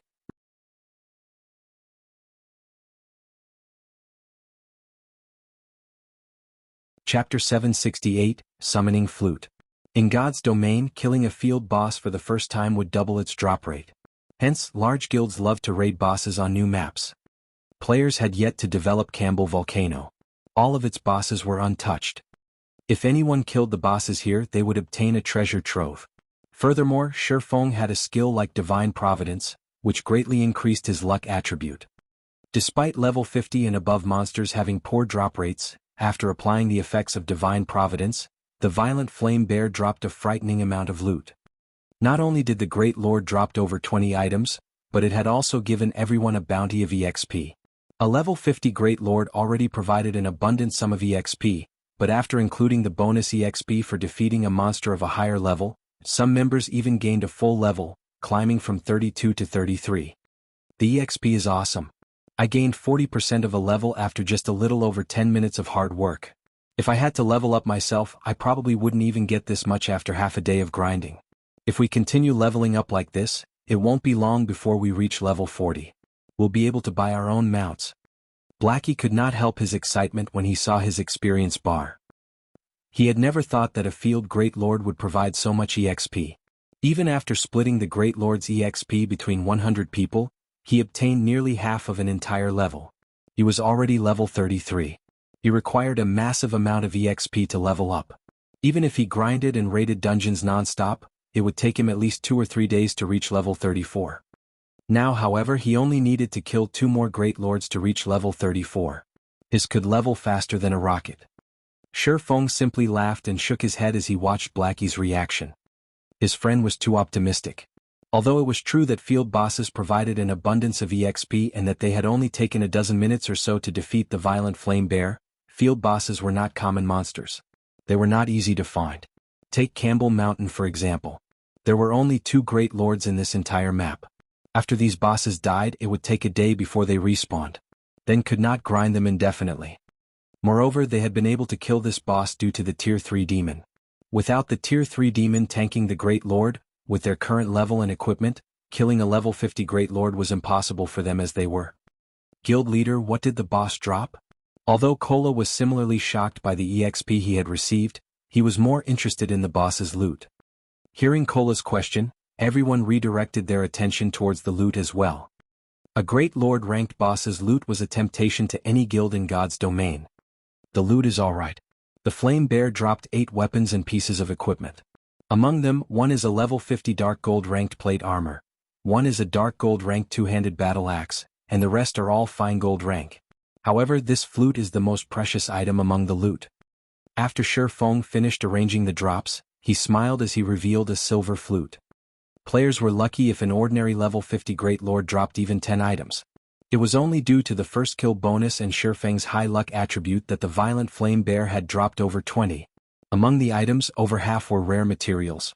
The materials were all good quality, and even an ingot of Inferno gold, an item with an extremely low drop rate, had dropped. They had definitely profited from this raid. However, what had surprised Shi Feng the most was the appearance of the silver flute in his hands. Guild leader, what's so special about this flute? Even after examining it for a long moment, Aqua Rose could not see any peculiarities about the silver flute. The others couldn't see anything special about it either. There was only one line of text introducing this silver flute. Broken flute. If they had picked up this item during a normal hunt, they would have sold it to an NPC as garbage. You guys have heard of summoning flutes, right? Shi Feng smiled faintly as he provided a hint. What? Guild leader, are you saying this is a mount? The Guardian Knight Turtledove shouted excitedly. While everyone else relied on their own feet for travel, it would be absurdly awesome if she could ride a high-ranking mount. Mounts were still out of players' reach, and it wasn't only because of their low levels. The main issue was money. Even after reaching level 40, players needed to 40 gold to purchase a steed. Even to expert players, 40 gold was astronomical. Furthermore, expert players would not be satisfied with a common mount. However, obtaining rarer mounts was extremely difficult. A guild mount also required a lot of time and resources to nurturing. Hence, riding a high-ranking mount right now was practically a dream. Everyone began drooling over the silver flute in Shi Feng's hands. This flute should trigger a quest that rewards a mount. The mount should be bronze rank at the very least. It might even be mysterious iron rank. Shi Feng was relatively familiar with mount quests. A mount quest generally awarded a bronze mount.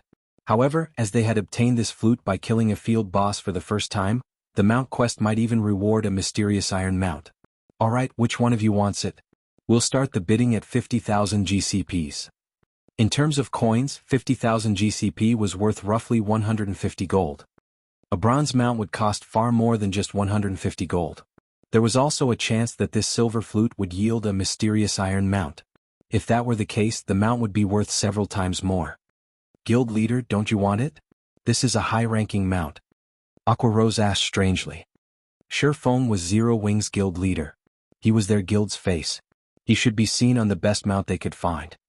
Although she knew that the guild had already captured a mount, the guild stable had not been built yet. None of them could purchase a guild mount right now. Moreover, a guild mount only started out slightly stronger than a common mount. It was far from the prestige of a bronze or mysterious iron mount.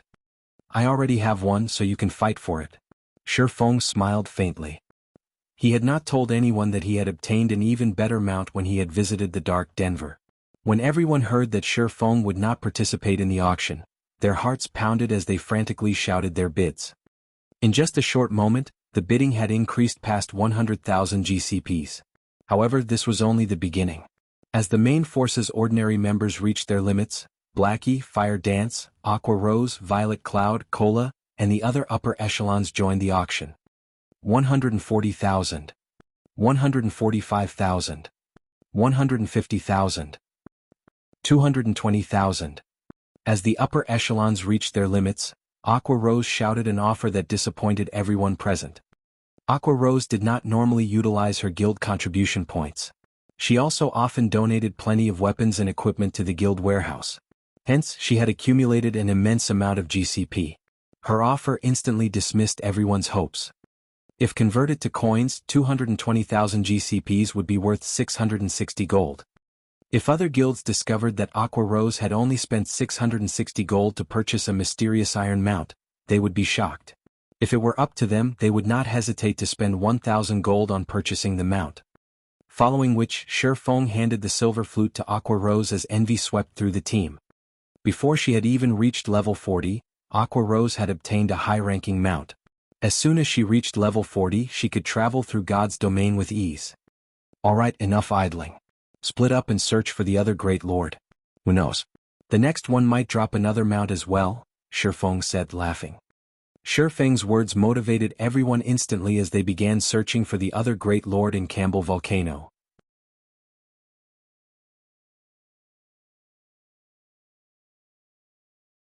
Chapter 769, Levels Rising Rapidly. In the Stoneclaw Mountains. A long-abandoned city rested in a circle of mountains. Tens of thousands of corpses belonging to both players and half-orcs surrounded and littered this city. Several hundred players stood at the city's entrance. They were all out of breath and covered in fresh blood. Flame Blood, revive the healers first. We'll continue after some rest, a man wearing deep blue chainmail and carrying a longbow on his back commanded. Flame Blood, whose white robes had long since been stained red with blood, immediately began reviving the fallen healers. Guild leader, the respawn rate is simply too fast. We've only managed to clear out these half-orcs after so much trouble. If we don't hurry and enter now, entering the city will become far more difficult, Daybreak Fog said anxiously, a tired expression on her face. To enter this ruined city, Heaven's Burial had dispatched all of their elites, over 20,000 players. Only after several hours of fighting had they eliminated the half-orcs surrounding the ancient city. Overall, they had sacrificed over 20,000 elite players to deal with the tens of thousands of elite half-orcs, a Great Lord-ranked half-orc, and 5 High Lord-ranked half-orcs. If they did not venture into the city now, all the regret in the world would not help them when the monsters respawned. It doesn't matter. Even if they respawn, that level 45 Great Lord won't be a problem. At most, we'll have to deal with those High Lords again. If we want to complete this quest, we need to stabilize the situation outside the city. Otherwise, we'll die, Singular Burial, who was the man in the deep blue chainmail, responded calmly. We've been here for several days already. Now that success is in sight, it is important that we do not rush. As long as we complete this quest, Heaven's Burial will become Star Moon City's overlord. Both Ouroboros and the Star Alliance will have no choice but to submit. Currently, players throughout the Star Moon Kingdom and surrounding countries drooled over the Stoneclaw Mountains. These guilds watched Stone Forest Town, which was under Zero Wing's control, enviously. However, nobody knew that. The person responsible for activating the Stoneclaw Mountains was Heaven's Burial's guild leader, Singular Burial. But now that Zero Wing has stabilized its position in Stone Forest Town, it is only a matter of time before the Stoneclaw Mountains become their backyard. Will this quest really help Heaven's Burial become Star Moon City's overlord? Lightning Blade questioned doubtfully. Singular Burial had been keeping a tight lid on the quest's information. Nobody else knew what the quest would award. Based on Lightning Blade's understanding of God's domain, there shouldn't be a quest that could allow a guild to dominate over a city. Zero Wing's backyard? Singular Burial sneered. It's just the Stoneclaw Mountains. So what if we give it to Zero Wing? Since this quest is almost complete, I'll explain. Do any of you know why there are so many magic crystals in the Stoneclaw Mountains? Although other countries have their own regional dungeons that provide magic crystals, none of them are as saturated as the Stoneclaw Mountains. This ancient city is the reason. This city contains a treasure that is capable of condensing mana naturally. Hence, the Stoneclaw Mountains monsters have a much higher chance to drop magic crystals. If we can get our hands on that treasure, even without grinding monsters in the Stoneclaw Mountains, any monster we kill within a certain radius of the item will drop magic crystals. Moreover, the drop rate will be the same as it is in the Stoneclaw Mountains. Do you think I would pay so much just to clear a ruined city if not for such a treasure? When Daybreak Fog and the others heard Singular Burial's explanation, they were stunned. The monsters in the Stoneclaw Mountains were too strong. Not only were these monsters hard to kill, but they were also harder on weapons and equipment than monsters elsewhere. If monsters in other maps could also drop magic crystals with the same probability as the monsters in the Stoneclaw Mountains, they would be able to farm magic crystals much faster and more efficiently than in the regional dungeon. Moreover, it would cost less to farm elsewhere. Even if the other guilds put more effort into farming crystals in the Stoneclaw Mountains, they would be miles behind Heaven's Burial. As long as they had a sufficient stock of magic crystals, Heaven's Burial could rise to power. "Alright, get some rest. We'll enter the city when we've recovered," Singular Burial commanded. While Heaven's Burial's members were preoccupied with their secret quest, the various large guilds throughout Starmoon Kingdom desperately tried to level up, getting themselves ready to challenge level 40 large-scale team dungeons. To ordinary players, level 40 was still far out of their reach.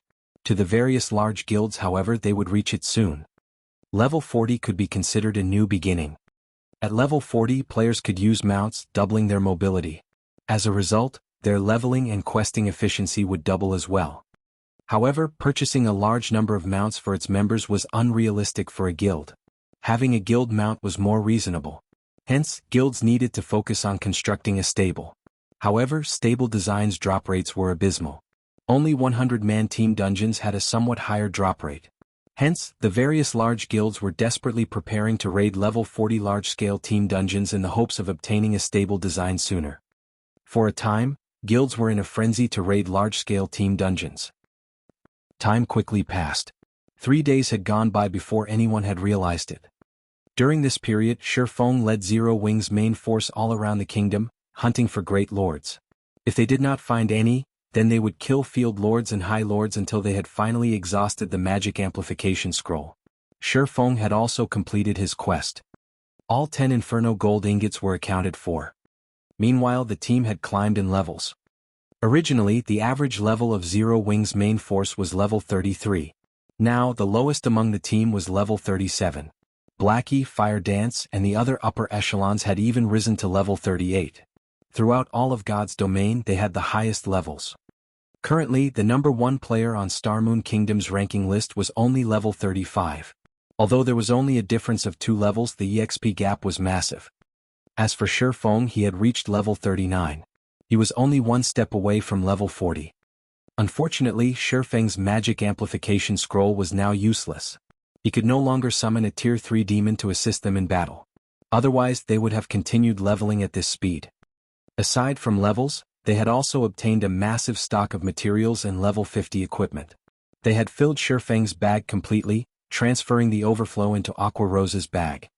They had more than 40 pieces of level 50 dark gold equipment and several hundred pieces of fine gold equipment. Contrary to what they had expected, they had obtained less than 100 pieces of level 50 secret silver equipment. If they sold these items on the Blackwing auction house, it would definitely shake God's domain's major powers. Currently, while the various large guilds struggled to reach level 40, level 50 top-tier equipment was already on display. It'll be a little rushed, but fortunately we've completed the quest. Shifeng breathed a sigh of relief as he looked at the time. He had 5 hours remaining before his appointment with Phoenix Rain. Immediately, he said through the team chat, "Everyone can head back to the city. Aqua, take your team to get some rest. In 3 hours, meet up in Starmoon City's teleportation hall."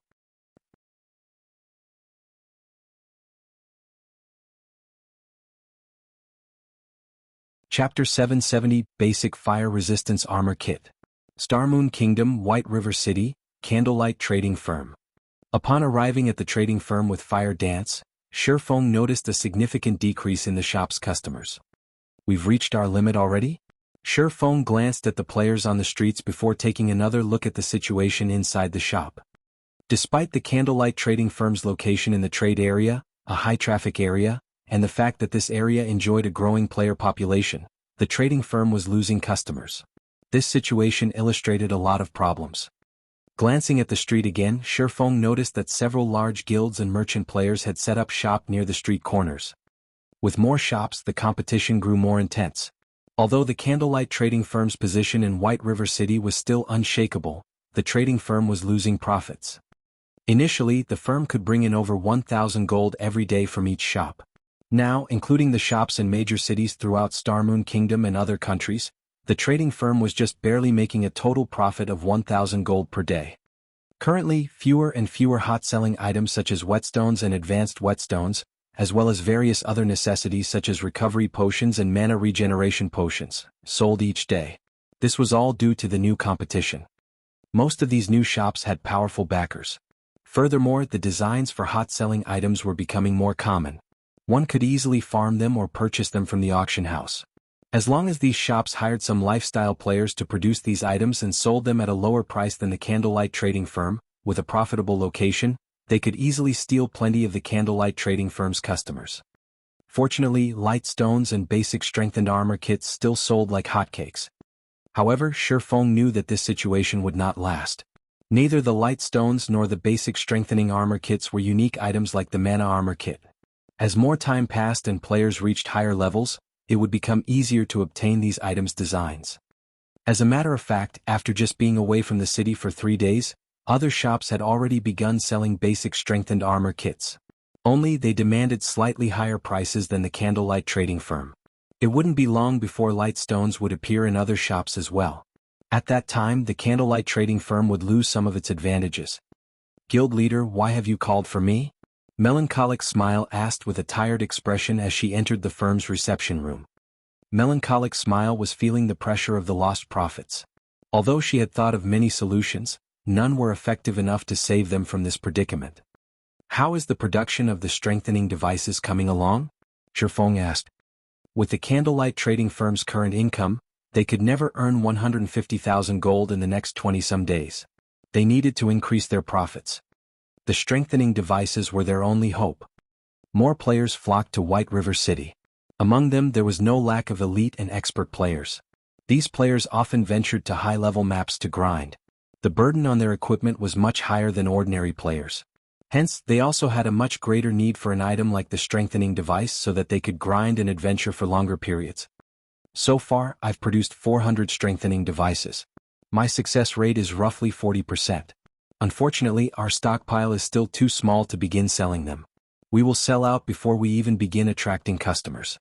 I intend to put them up for sale in the trading firm once we have a stockpile of 1,000 units. Melancholic Smile was optimistic about the strengthening devices. When they began to offer the strengthening devices, the candlelight trading firm would regain its popularity, increasing their daily sales tremendously. A success rate of 40%? Shifeng was slightly surprised. He had not expected Melancholic Smile to have such a high success rate. If Shifeng produced the strengthening devices himself, he'd have a 30% success rate at most. He then revealed a stack of designs and passed them to Melancholic Smile, saying, "Let Coco and the others learn these designs. If the firm has anyone with potential, you can allow them to learn one as well. Produce as many of these as you can. I have something important I need them for." Melancholic Smile was dumbfounded as she accepted the stack of designs. Strengthening device. Basic fire resistance armor kit. Melancholic Smile already knew how important the strengthening device was. Obtaining even a single design was already an amazing feat, yet Shifeng had 5 more. If they had 5 more people producing the strengthening devices, they could satisfy the demands of 1 or 2 cities' worth of players. After all, the cost of forging for the strengthening device was relatively high, and the forging success rate was low. Hence, they could not offer the devices for too low a price. However, the other item, the basic fire resistance armor kit, confused her slightly. Basic fire resistance armor kit. Defense plus 120. Endurance plus 5, agility plus 3. Fire resistance plus 7. Maximum binding limit per character, 3. Can only be bound to level 30 equipment or above. In terms of basic attributes, it was only slightly stronger than the basic strengthened armor kit. However, the materials it required were much rarer. The basic fire resistance armor kit would cost twice as much to produce as the basic strengthening armor kit. Would anyone really be willing to buy these? Although the fire resistance armor kit provided quite an amount of fire resistance, there were many areas in God's domain that didn't offer the danger of fire. Players didn't need to head to leveling maps or dungeons that required high fire resistance. One could say that the fire resistance armor kit was not a necessity. Even if they produced this item, not many players would be willing to purchase it. However, the fact that Shifeng viewed the basic fire resistance armor kit and the strengthening device as equally important showed that the former was just as precious. From now on, focus on forging strengthening devices and basic fire resistance armor kits. Set everything else aside. Shifeng was aware of Melancholic Smile's concerns. However, the basic fire resistance armor kit was no less valuable than the strengthening device. Although the armor kits were not useful right now, once the Eclipse Gate opened, items that provided fire and ice resistance would skyrocket in price. Only then would the fire resistance armor kits shine. With these 3 armor kits, one could gain 21 points of fire resistance. This way, players could equip fewer pieces of fire resistance equipment. Although fire resistance equipment could increase one's fire resistance, they would have to sacrifice basic attributes. Having too much of that equipment would wound a player's combat power, making it more difficult to kill monsters in the Eclipse Gate. Hence, after the various large guilds discovered the basic fire resistance armor kit, they would rush towards Campbell Volcano to farm for the design. Unfortunately, the design's drop rate was incredibly low. Moreover, they only dropped from the volcano's field bosses. Throughout these past 3 days, Shi Feng had killed plenty of field bosses at Campbell Volcano with Zero Wing's main force. After 3 days of hard work, with the help of Divine Providence, they had obtained a total of 9 copies. Anyone else would thank their stars to obtain just 1. Right, how many materials have we collected for the stable so far? Shi Feng made it clear that the guild stable was also a priority. The various large guilds were closing in on level 40. It would be a huge waste if he had the stable design but could not construct it.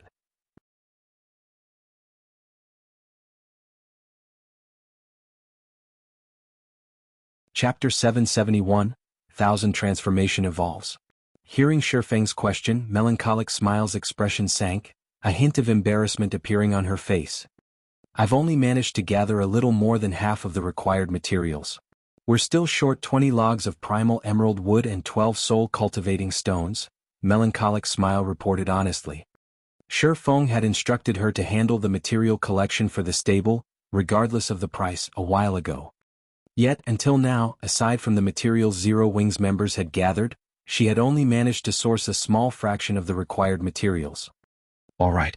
I doubt we'll be able to obtain the remaining materials easily. I'll try to think of a way to collect the rest. Focus on forging the strengthening devices. Shi Feng nodded. Shi Feng understood just how difficult it was to find the materials they needed to construct a stable. Even in 100-man hard mode team dungeons, the drop rates for these materials were abysmally low. Only Hell mode had a slightly higher drop rate. If they had not obtained the first clear of the Frost Prison, they wouldn't have as much stock as they did right now. It was already impressive that they had over half of the materials. Moreover, the situation in God's domain had changed. The various large guilds were only a short time from the level 40 era. As long as the various large guilds did a little research, they would discover a hint to what they needed for their own stables. Primal emerald wood and soul cultivating stones were among the more obvious necessities. However, only those with stable designs would know the majority of the materials they needed. There were many kinds of rare materials that dropped in large-scale team dungeons, and they could be used in multiple designs. Even if they came across some building material that the stable design would require, the various guilds might assume it had a different purpose. However, as information on the primal emerald wood and soul cultivating stones was available in cities' libraries, it would be nearly impossible to purchase these materials from other guilds. They were usually hard to obtain. However, Shi Feng was also feeling celebratory.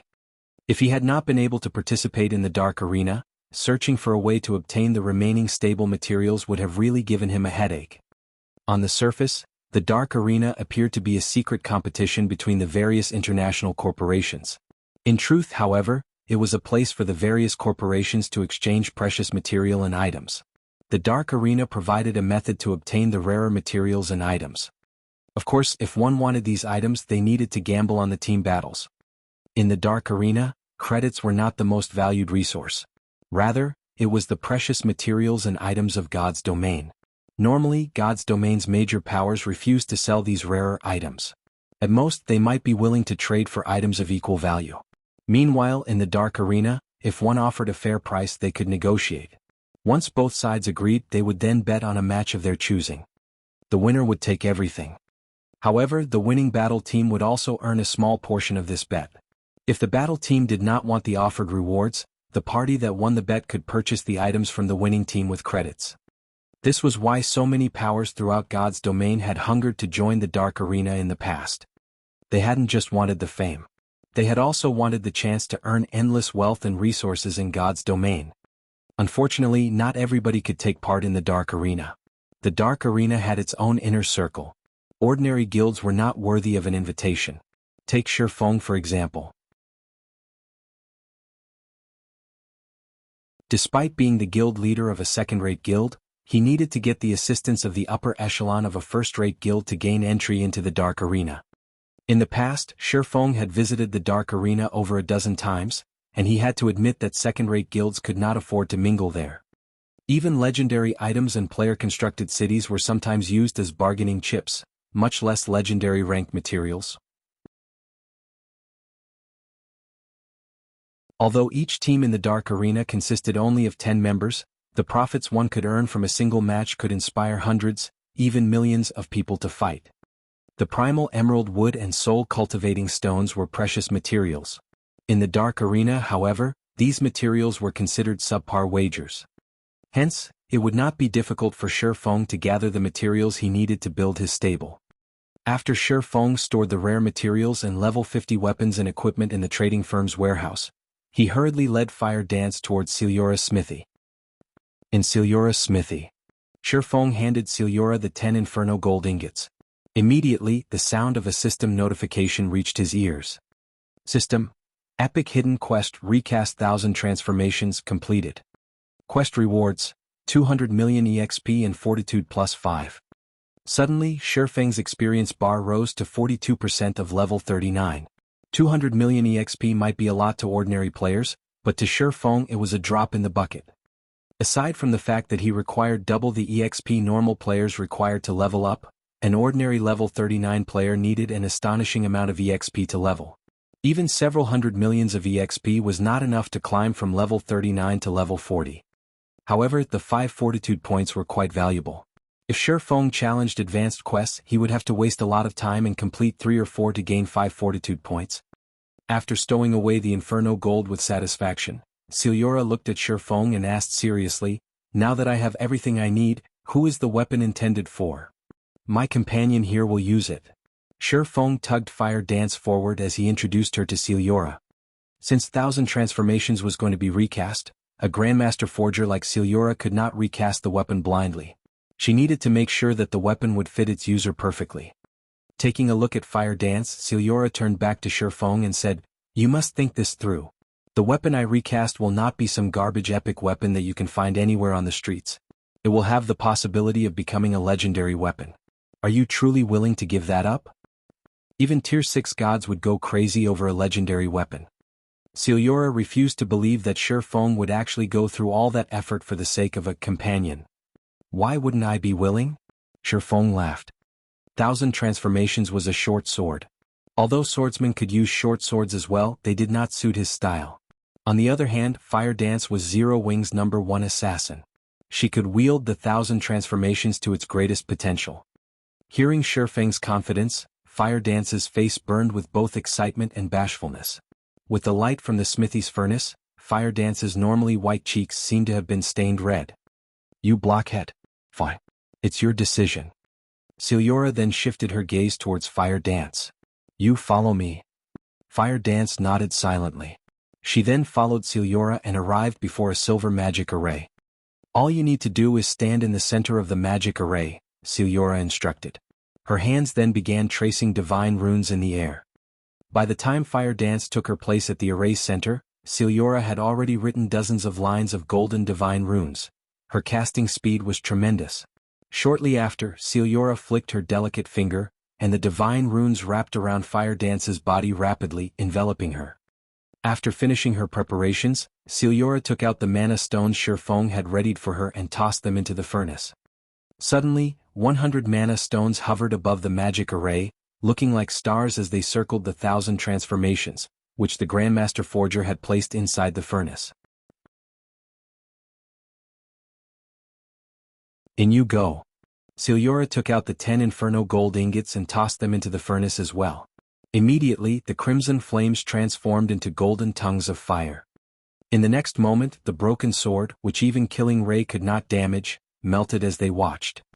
When 1000 transformations had melted completely, it transformed into multicolored globs of molten metal. "Condensate," Ciliora shouted. A multicolored magic array then enveloped the furnace and everything around it. The 100 mana stones instantly transformed into liquid and melded with the liquefied 1000 transformations.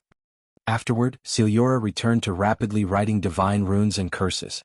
The golden runes and purple curses also began to flow into the liquid metal inside the furnace. The Grandmaster Forger wrote runes for over half an hour.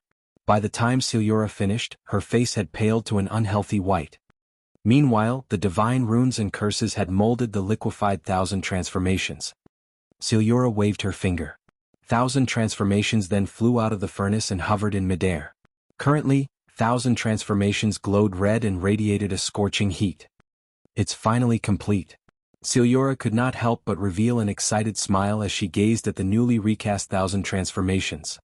You're tuning in to the Han Li's Wuxia Adventures YouTube channel.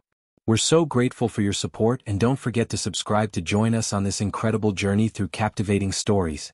Your generosity through donations truly makes a world of difference, as it's the primary source of revenue that allows me to expand and enhance this channel for you.